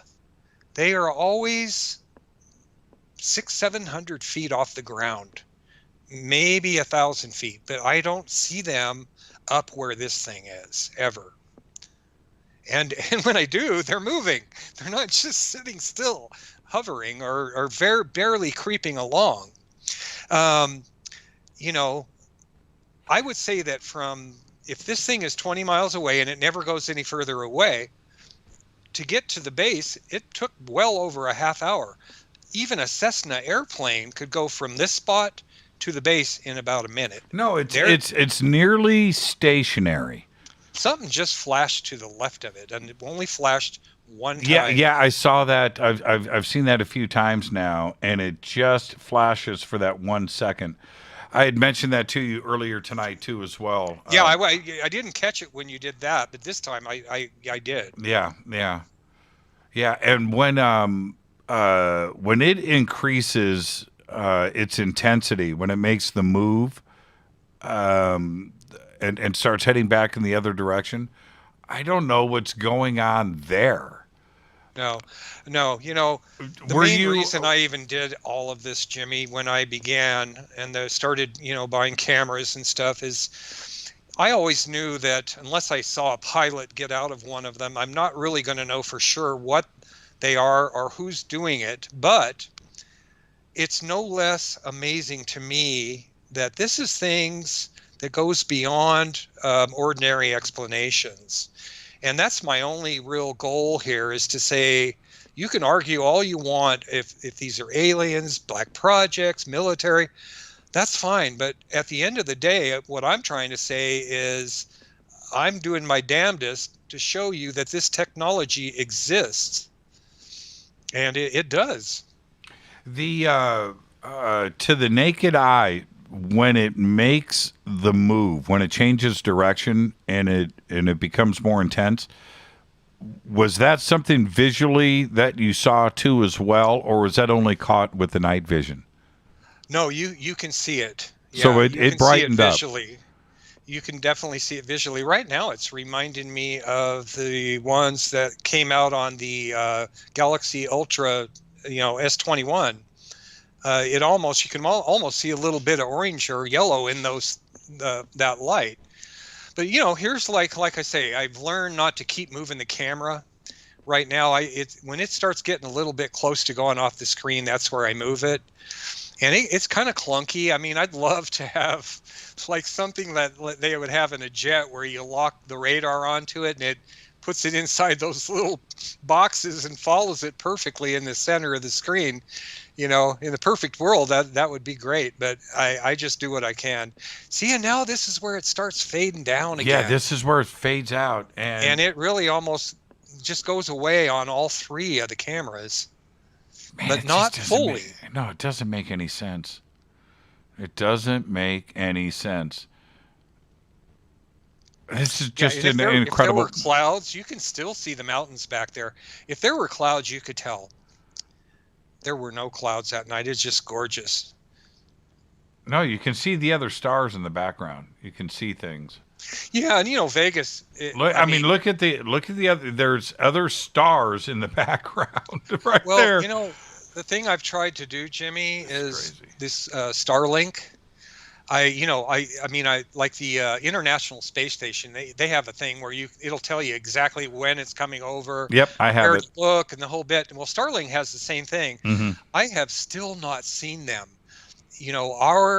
Our sky is so polluted with light that I'm very thankful for these night vision monoculars, because they do magnify it to where you can at least see things like this. And of course, then if you're looking to the west, then it starts getting dark again. But the closer you get to town, the lighter it gets. And it's just, you don't see many stars when you're in the brighter parts of the city. I'm at, everybody, just to let you know, I'm at 53 minutes and 32 seconds. The entire video is 1 minute and 14 seconds. I'm, again, so we're all synced up and we're watching this together. It's so much fun. I'm at 53, 44, 45, 46, 47 seconds. It has now done the cycle through, and now it starts to dim out again. And this is one of the, you and I have gone through your videos before, and some of them are just incredible. The clear triangle video of yours, still to this day, I cannot explain that one at all. The one that cruises up the strip and takes a peek at Caesar's Palace. That video blows my mind. This is better than that video. See, are you seeing any color in that thing now? It's Do you see any yellow a slight color shift. Right.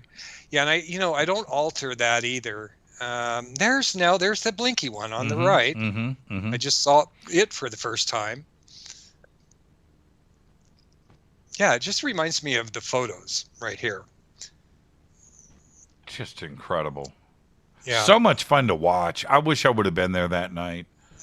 I wish you would too. Well, next time you're in town, plan on let's get together and doing some of that, and we'll barbecue some steaks before it gets dark. Well, you're going to come see me. You're going to come see me in Laughlin. Yeah, and I'm going to come down there and see you. And I think you want to come down Friday night, right? And then we're going to go out and do some sky watching after that. That would be great. Steve Barone's going to be at the Laughlin UFO MegaCon. I can't wait to hang out with you, man. I cannot wait for this. And this is the thing, the Fadernauts are going to be there, and I can't wait for you to meet everybody. And people are going to have questions, and they're just going to want to come up and meet you and say hello. But it's going to be a lot of fun when that goes down. Yeah, I would really enjoy that. Yeah, and I don't understand, here at this section. Let everybody know I'm at 55, 56. I'm right with you. Yeah, I'm at 56 now. That is strobing, the second object on the right, which turns. This is the first object, and it goes past, stops above it for a moment, and it becomes the left flanking object, because we have a third object that comes in and sits on the right-hand side of this object, where they are stationary, and they are literally sitting on both sides. It's incredible. It doesn't make any sense. This would indicate to me, Steve, right now, that is being observed by us. That is a strobing strobing aircraft light. And then it goes that way. But then it goes solid. It just doesn't make any sense. Not to me. And I try to this is what I do with all of these videos.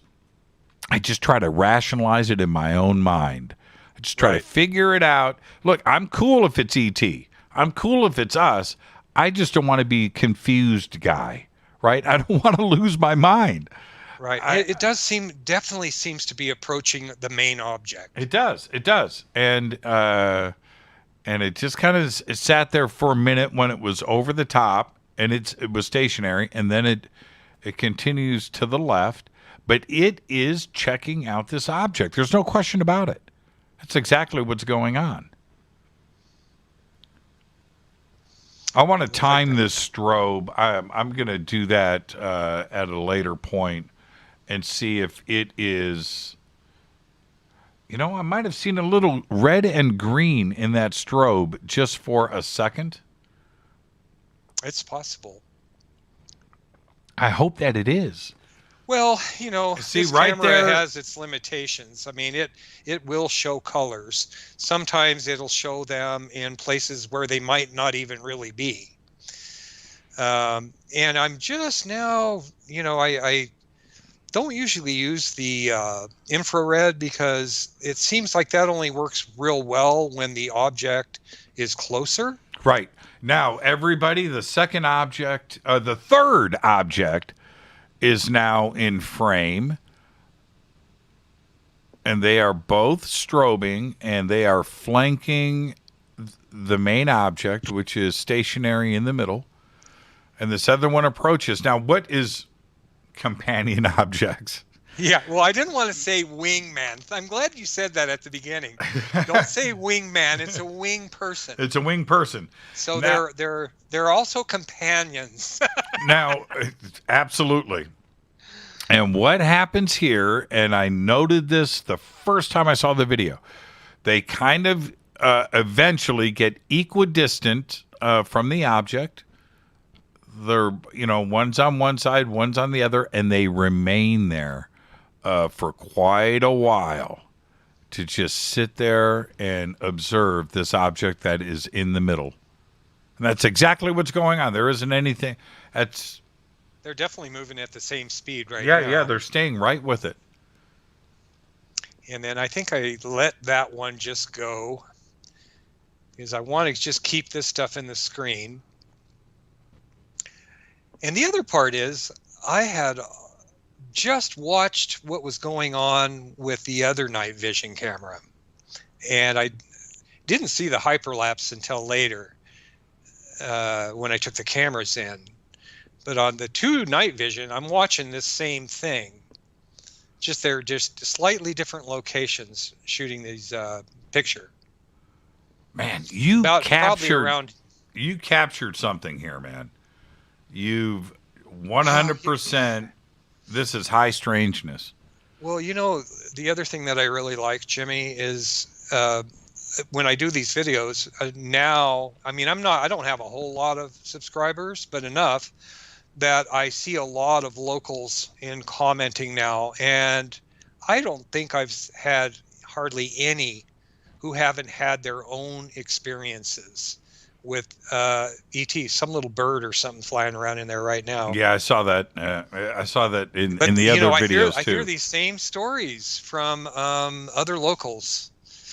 And I don't know. I never saw a UFO until I moved to Las Vegas. I was in 2011. I had seen maybe little lights in the sky up to that point in different towns, but never anything that you'd want to report because you'd look like a fool because it's just a little light that moved and disappeared. Right. It's these kind of things that I want to document that just go on and on and on. Fake videos, they're pretty easy because it's spectacular, but the videos are only about 20 seconds long. This is an hour and 14 minutes. This is, you got to follow the whole thing. No, this is action. Action. You don't just stop. Okay, I got a UFO after 20 seconds. I'm stopping. I mean, if you can, you're crawling through bushes and whatever to try to keep keep your camera on it. You know, I made this comment in YouTube in the last break, which is, you know, Tucker gets all excited over these grainy little, you know, videos of balloons or whatever and drones. He would lose his shite. He would lose his mind watching this video. I've always felt that these are good enough that the right people will find them, and you did. You know, my whole thing, Jimmy, is just get this out there, and, you know, people that are really serious about it, they're going to watch. You know, there's that little blinky one. I think it's getting ready to leave now. But look at this thing. It's beautiful. What is that? What is going on? Right here, everybody, I'm at a 102.38 when this thing goes full on bright. It just powers up. It just powers up and then changes directions. Yeah, that's crazy. That's crazy. Yeah, it's definitely changed which direction it's going. This is the most amazing video ever.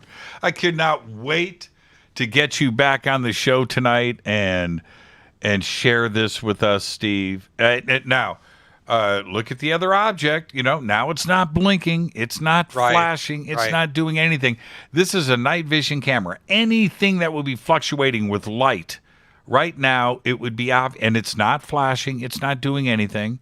Here's where the light bleed starts happening again. Yeah. It's getting next to an object. It's not doctored. It's not CGI. This is the real thing.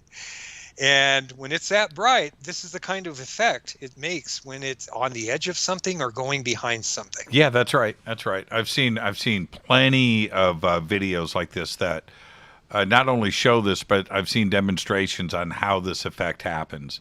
It's fun to watch. It's just an artifact of the way that it's being picked up with the night vision. Incredible. Steve, thank you so much, my friend. What a great night on the show. Everybody go and follow, like, and subscribe to Steve's YouTube channel. It is right there at jimmychurchradio.com on our website. And you can go find Steve, of course, over on Facebook too as well, and get involved with the chat and see what everybody else is saying. And I want your comments there as well. What a great night on the show. Thank you so much, Steve. You're the best, man. Hey, I just was going to tell you the same thing. What you need to do. I tell you, I love you, man, because you know what you're talking about here. I just know, look, I'm always going to be straight. I know what my eyes see, and I depend on my eyes, and this is incredible. I don't need anybody to tell me what I'm seeing. I don't need any leading statements or anything like that. This is not a flying toaster. This is not a flying pyramid. This is an object in the sky that moves across Vegas, over Nellis Air Force Base, turns around, heads back in the other direction, and disappears. An incredible, incredible capture, Steve. Thank you so much, my friend. Now go outside tonight after the show. Go shoot me some more video. Oh, did I lose you? I lost you. Did you mute? Oh, I lost you, Steve. Steve's scrambling for audio. But... Steve, can you hear me now? Now I got you. See, you muted in all of the excitement. I bumped the button. Steve, enjoy your night. Go shoot me some more video, and let's circle back over the next couple of days. Thank you so much, my friend. And if I don't see you, I'll see you in Laughlin. In 2 weeks. It's going to be incredible. Thank you so much, my friend. Okay, thank you, Jimmy. Steve Barone, UFOs Over Vegas, is his YouTube channel. The links for it are right there at jimmychurchradio.com, and you can also find Steve over on Facebook. Steve Barone, he's easy to find. Thank you so much, Steve. Enjoy the rest of your night. Yeah, you too. Thanks, Jimmy. Steve Barone, the absolute best. This video is Crazy Town Cool. I'm your host, Jimmy Church. I'll be right back. Stay with us.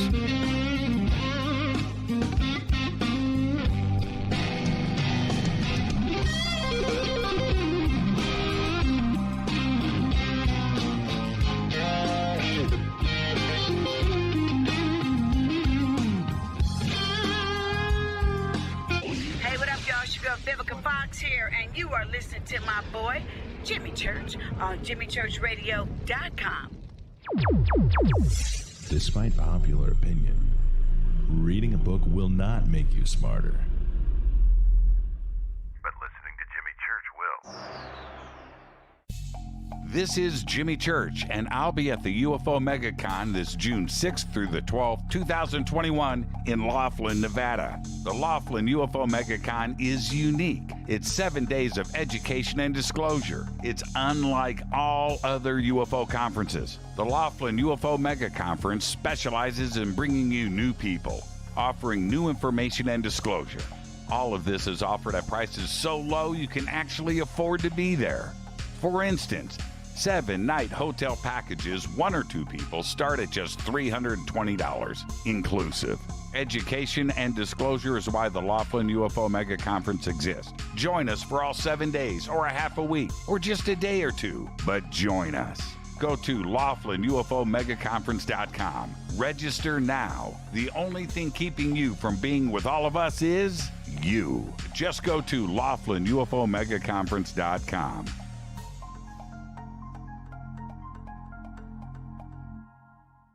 This is Jimmy Church of Fade to Black, and I take Life Change Tea supplements every single day. It's what I do. Click on their banner at jimmychurchradio.com. When you take the beans from Central America with dashes of Indonesian and African mixed in and then roast it to the dark side of Fade to Black, you create the ultimate brew of fringe. Introducing the Fade to Black blend from River Moon Coffee.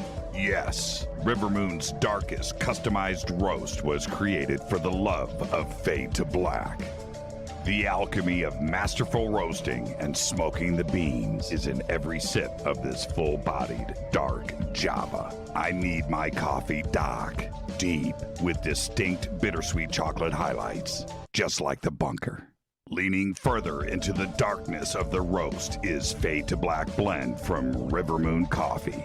Just click on the banner at jimmychurchradio.com and use the promo code F2BBLEND for 15% off of your order today. This is Billy Carson with ForbiddenKnowledge.tv. Forbidden Knowledge TV has just reached its 1-year anniversary. That's right, 1 year. And as a show of appreciation, we are giving all new subscribers a free 30-day trial of ForbiddenKnowledge.tv. That's 30 days to binge watch thousands of movies, documentaries, conferences, workshops, lectures, yoga classes, meditation courses, and so much more. So log on to ForbiddenKnowledge.tv from your computer or mobile device, or get the Forbidden Knowledge TV app on Apple TV, Roku, Amazon, iTunes, or Google Play today, and use coupon code 30daysfree.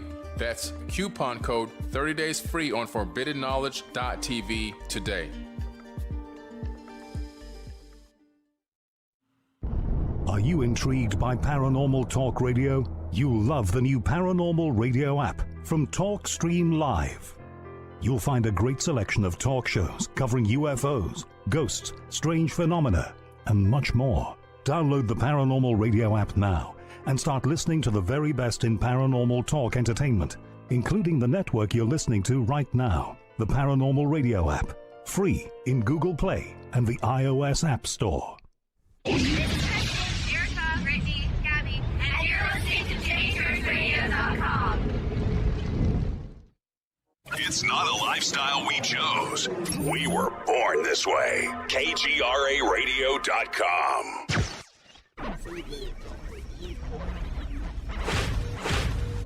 This is KJCR at JimmyChurchRadio.com.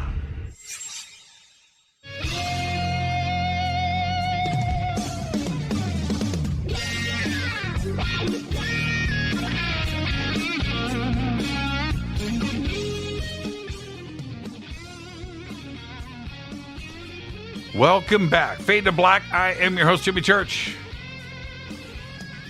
That was an incredible video. Steve Barone, UFOs over Vegas. And last week, he was listening to my strawberry Pop-Tart story. went out and shot that video. It's crazy. I've watched it so many times. I don't know what's going on. I don't have an explanation for it. I don't. And those two other objects that come in are flashing. And I'm assuming those are aircraft. And they come in literally, and this object's moving across and it's staying right there with it, flanking it, flashing lights, and then they go solid. It's like, wait a minute. I thought this is what listen to me.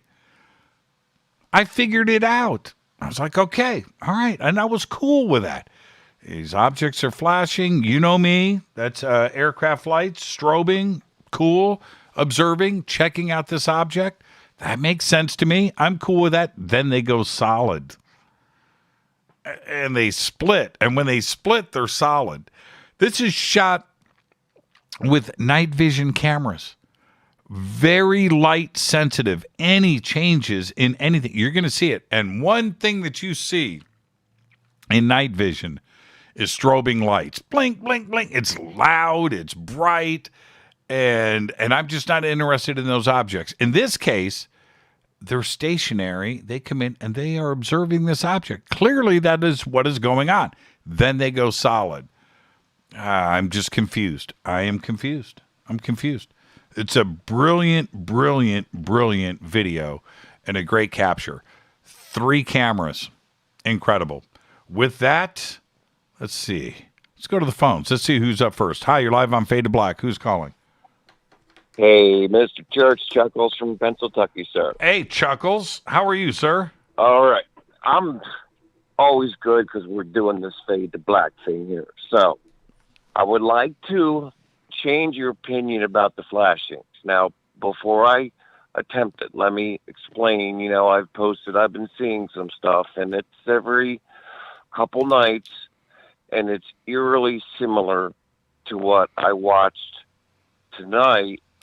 Just mine seem, as I explained, more like one of the stars. But again, the star that I keep seeing can't be a star if it moves and kind of responds to me. But let's stick with what we just saw. The other two that would come in and out and are no doubt flashing, I don't see any reds and greens, and I was watching the flashing intently. I'm not being crazy, even though I am. Could we diagnose that flashing? We need somebody really smart. Could this be a weird form of communication, man? I'm being totally serious, Jimmy. Anything's Chuckles. Anything's on the table, bro. Yeah. Anything's on the table.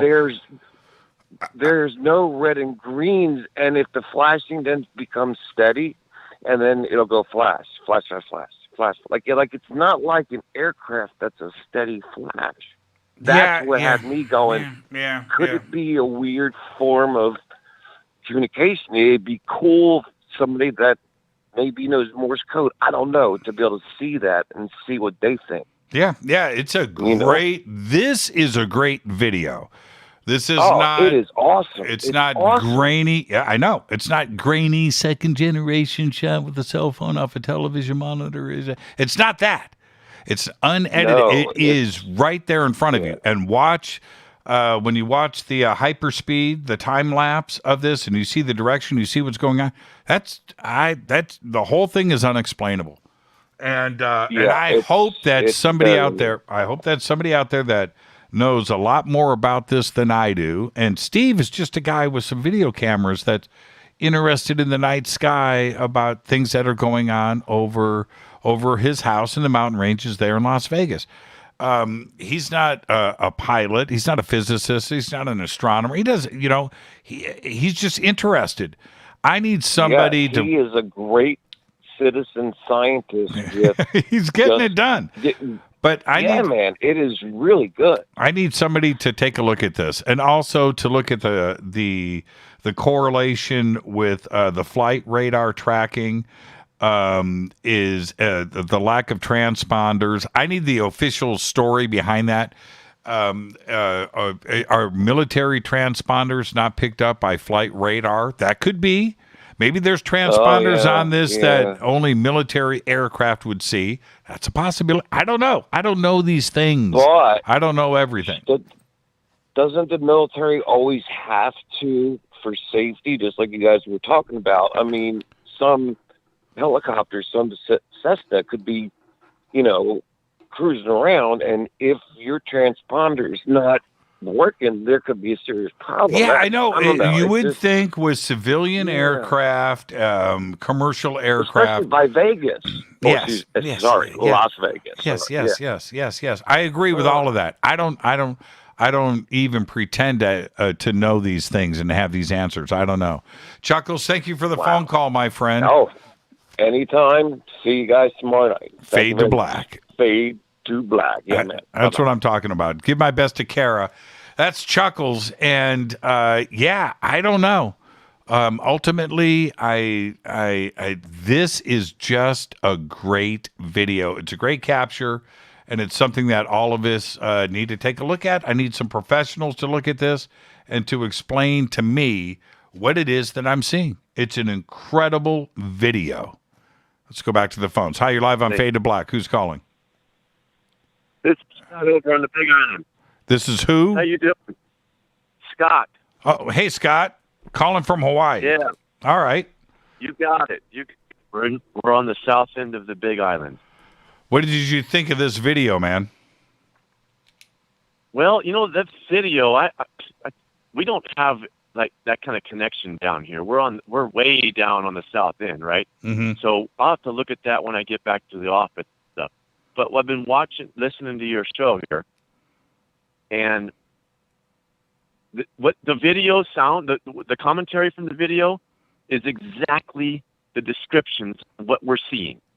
Right. Exactly. Well, the light that goes across, just exactly like that. Well, and this is what is so great about this video, Scott, is it's shot on 3 cameras, and right after everything got assembled and uploaded, Steve went back and did a full narration about what we are seeing here. Remember, he's showing the hyperspeed versions of it. He explains that. The direction, you have the flight radar, you have the map, you know where he's filming from, you know the orientation of where these objects are and the direction that it's going in. So all of it is there on 3 cameras shot at the same time. You don't get this with these types of videos. This is the best part about it. What's the direction that they were flying in? Because we're seeing them from east to west, way up, way up. Yeah, well, here... you have to go and look at the flight radar map. Look where Steve is, Las Vegas. It's in the video. The flight radar map is in the video. It sounds like if it's coming from West Vegas. I know the hills over there. Yes. You never go North Las Vegas. Yeah. It's beautiful. They got the lake out. Yeah, he's filming in the far northwest corner of Vegas, right there at the edge of town. And he's filming facing the east. This object is coming from the north over the mountains and then heads south, northwest to northeast, south in the southerly direction, directly over Nellis Air Force Base where it stops. And then you can see the 15 freeway directly below the object. And then it turns around and heads back. It's bizarre. It's a bizarre video. It's bizarre on every level. So do you think they're doing longer flights out this way? I mean, I don't know. Look, it's not a U.S., it's not a United States thing. It's not a Las Vegas thing. It's a global thing. And out there in Hawaii, you guys get the best of the stuff. Scott, enjoy your night, man. We'll see you tomorrow. Hey, one more thing. Yes. Right after I saw the sighting, there was a very high-speed jet following it. Well, there's 2 objects here that are chasing this craft. It's clear in the video. It's incredible. Yeah, go back and watch it. Give me a call back on Thursday. Hey, thanks. I'll talk to you next time. You got it, Scott. Fade to black. That's what I'm talking about. All the way from Hawaii. Scott. And yeah, it's an incredible video. And everybody that's listening to me right now, go to Steve's YouTube channel. If you haven't watched it, I've got the links up in social media. It's in the Twitter feed. It's all over the place. So you can go and click and check it out right now. But go and watch. Now that you've heard, right? Go listen to the show. I've given you all the timestamps. Watch the video, listening to the show again, and listen to Steve's comments, my comments, whatever. I'm doing play-by-play. It's a lot of fun. But you can sync it up, and you can watch the video again with us during this show. All you got to do is go to UFOs Over Vegas. It's the first video there. You'll see it. It's right there. And watch the video with us. Let's go back to the phones. Hi, you're live on Fade to Black. Who's calling? Hi, Jimmy. This is Laura. Hi, Laura. Hi. I've called before, and I just want to tell you I am so thankful that you put this video up tonight. I have been waiting since July of 2009 to see the exact same thing that I witnessed, but mine was actually daytime, and it was much closer.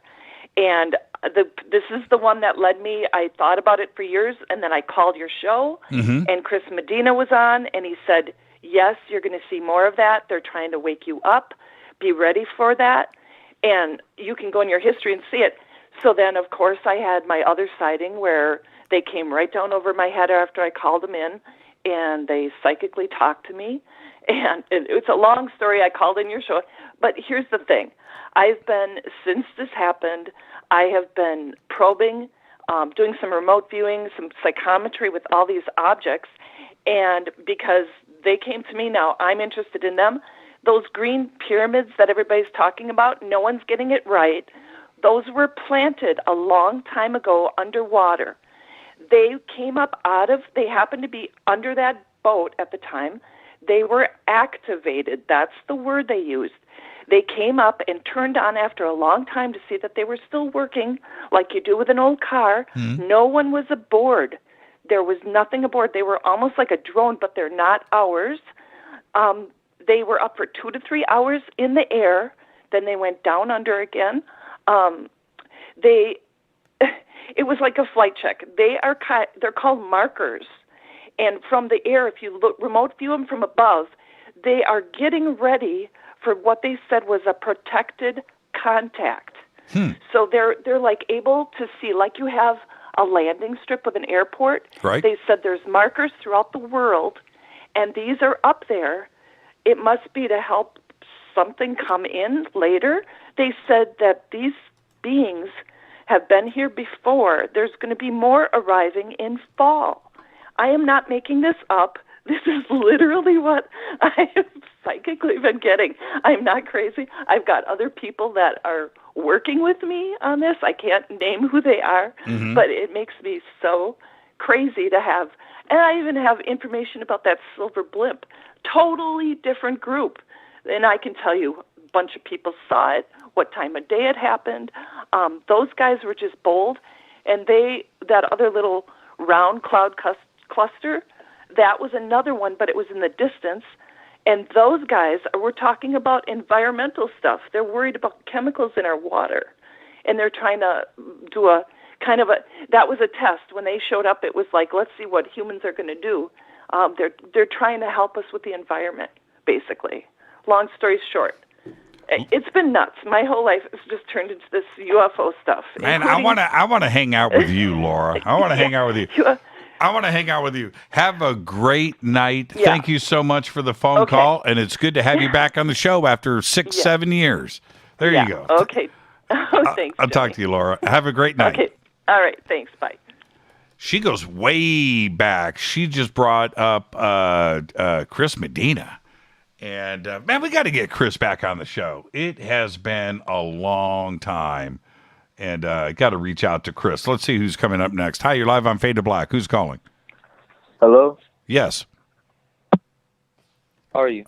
I'm doing good. How are you? You might not remember me, but I'm Paul from the last video, the TR3B. Oh, man. How you doing? I'm doing great. How you doing? Yeah, we moved the studio right in the middle of that TR3B video. Yeah. Are you still there? Yeah, yes, sir. Yeah, I've got to go back and I've been so busy. I got to get back on that TR3B video. What did you think of this video tonight? It's pretty good. Pretty good? I don't think I actually... which one? I don't think I've seen it yet. Oh. I just... okay. I seen the notification on Twitter, and I guess I just called it right at the perfect time. Yeah, there you go. All right. Well, yeah, it's a pretty incredible video, and it's up in Twitter. You should go and watch it, Paul. It's a lot of fun, and I promise you, I will get back on your TR3B video and get that edited and up on the air. Thank you for calling in and reminding me of that. It has been a busy couple of months for us here. Yeah, I understand. Yeah, there you go. Give my best to your uncle, man. Okay. All right. Have a great night. You know, actually, I've been seeing a lot of other stuff out here. It's crazy. Are you shooting video? Yeah, I've got a couple of ones, but it wasn't as good as the one I sent you. No, the one you sent me was gold. That video is incredible. I'll get it. Yeah. I've got it up. I've got it saved, and it's in my editor. It's in my software. I promise, Paul. I'll get back on it this weekend. Okay. All right, thank you. Yeah, you too. Have a great night, Paul. Paul and his uncle called in. Man, it was probably 3 months ago, with this incredible TR3B video out near Odessa, Texas. And I started to do the edit, and I ended up moving the bunker and getting set up here. And I never got a chance to go back to the video. And that's a good thing that he called me tonight, because now I've been reminded. I've got to get it done. Let's go back to the phones. Hi, you're live on Fade to Black. Who's calling? Jeffrey. Jeffrey. Where are you calling from? Bountiful, Utah. Okay. What's on your mind tonight, Jeffrey? Yeah, I was listening to George Knapp the other night, and Nick Redford was on. Redford. And so they talked about a possible connection between Marilyn Monroe and the UFO topic. Well, I got good news for you. Nick Redfern's on with us tomorrow night. Yeah, so what I was wondering was why didn't they talk about the 1952 April 7th Marilyn Monroe on the cover of the magazine? Well, I don't know. I'm not George Knapp, so I have no idea. But here, Jeffrey, I'm writing it down right now. 1952 cover. April 7th? April 7th. Marilyn Monroe, the New Talk of Hollywood. There you go. New Talk of Hollywood. I got it right here, and I will deal with... There is a case for flying saucers. Yes, of course. On the cover of the magazine. Yep. I've got that actual issue. Cool. I've got I've got, well, I don't have the actual, but I have it in PDF format. And I have about six copies. Oh, okay. Oh, six real copies? Yeah. Man, I need to hang out with you, Jeffrey. If I hang out with you, you're only going to have 5 copies left. I'm just going to let you know. All right, Jeffrey. I hear that. Jeffrey, we'll see you tomorrow night on the show, and we'll get those questions answered. All right, thank you. Have a great night. Have a great night. And that is Jeffrey from Utah. And man, I've got the phones are nuts tonight. You gotta love it. Hi, you're live on Fade to Black. Who's calling? Well, you finally got a... Oh, wait. You got Laura in. I was going to say you finally got a woman, and it's Deb. Oh, this is Deb?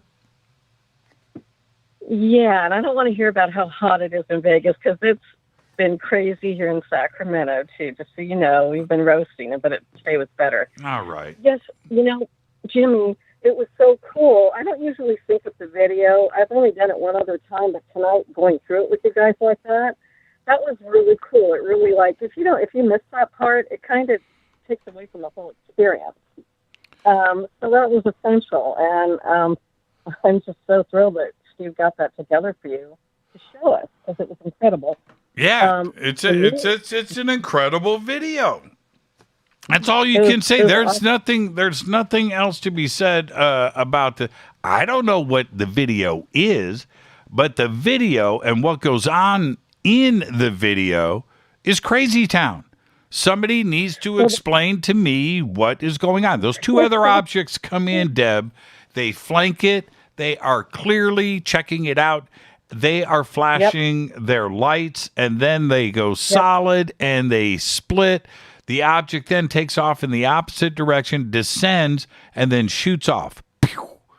That's crazy. It's a crazy video. It's a crazy video. I have a few ideas. Well, the part that was the most exciting for me was when the one flashing one on the left went into an orb, and then it came so close to the main one, and I thought it was going to merge with it. Yeah, I did too. Oh, no, I was waiting. If it would have merged with that, I would have lost it. I would have lost it. This show wouldn't have happened tonight because I'd be in a corner somewhere in a straitjacket. Oh, come on. You can handle the truth, Jimmy. Don't give me that. It's a great video. And there's so many things going on in this video where you're on the edge of your seat. You're watching the incredible stuff go down. I don't know. I don't know what I'm seeing. That's the thing. Every time I thought that I was close to understanding what was going on with this video, that's what I need, right? It takes another turn, right? Literally takes another turn. Yeah. That's a lot of fun. Well, I had a few impressions of what I was seeing. First of all, it was definitely orchestrated. It was intelligent. And was it them? Was it us? I think it could have been a combination of both. I think that the, I want to call them craft on each side of it. I said what you said, too, in my tweet. They were equally distant. Each craft on each side of it seemed to keep an equal distance from the center object. Oh, they were. They didn't appear to be. Yeah, that's exactly what was going on. Right, so that was the coordinated part. And then like you said, they were flanking it. So if it wasn't ours, that they were, the craft that was flanking it, they were ours. But if the main object was not ours, they were sussing it out and just tracking it and seeing what it was going to do, maybe taking data, who knows. Now, if it was ours and all three were ours, it was probably a black op, and they were launching it, and they were just monitoring how it was interacting, or not interacting, but how it was performing during its test flight, and they were up there to kind of monitor the whole thing and be with it. And then when it was over, it was over. Now, if this is black ops and this is how they're spending our money and suppressing it from us, shame on them. No big surprise there. Well, that's true. That's true. But Deb, I'm at the end of the show, so I got to say goodnight so I can run credits. I think all of your points are valid. Thank you so much, Deb. Enjoy the rest of your night. My friend wanted to say goodnight to you real quick. It's got to be quick. I got to run credits. Okay. Here he is. Here, come here. E.T. phone home, Jimmy Church, fade to black. That's what I'm talking about. Thank you so much, you guys. Enjoy the rest of your night. I don't know what's in this video, but it was a lot of fun. And I suggest to everybody listening to me right now, I'll have the link to the video in the video description box below. Click on it, sync it up, listen to this show, and watch it in real time with me. And it's just incredible. It's an incredible video. I don't know. Maybe one day we'll get some answers. That was a lot of fun. I want to thank Steve Barone, UFOs Over Vegas, and his YouTube channel is right there at jimmychurchradio.com. And again, I'll have the links below in the video description box. Faded Block's executive producers, Rita Camarion. I wanted to say hello to Gigi. Rita called me earlier today, said she spoke with Gigi, and he is fine and hanging out with his mom. Gigi, I'm so happy about all of that. Show is produced by Hilton J. Palm, Renee, Dennis, and Kevin. Announcers are Steve Harder, Gene Vitoa, Mark D. Kobar. Webmaster is Drew the Geek. Music, Doug Aldrich. Intro, Spaceboy, spaceboymusic.com. Fade to Black is produced by KJCR for the Game Changer Network, and syndication is KGRA, The Planet. This broadcast owned and copyrighted 2021 by Fade to Black and the Game Changer Network, Inc. It cannot be rebroadcast, downloaded, copied, or used anywhere in the known universe without written permission from Fade to Black or the Game Changer Network. I'm your host, Jimmy Church. Tomorrow night, right here, Nick Redfern, Marilyn, and Martians. Until then, everybody be safe. It's time to fade to black.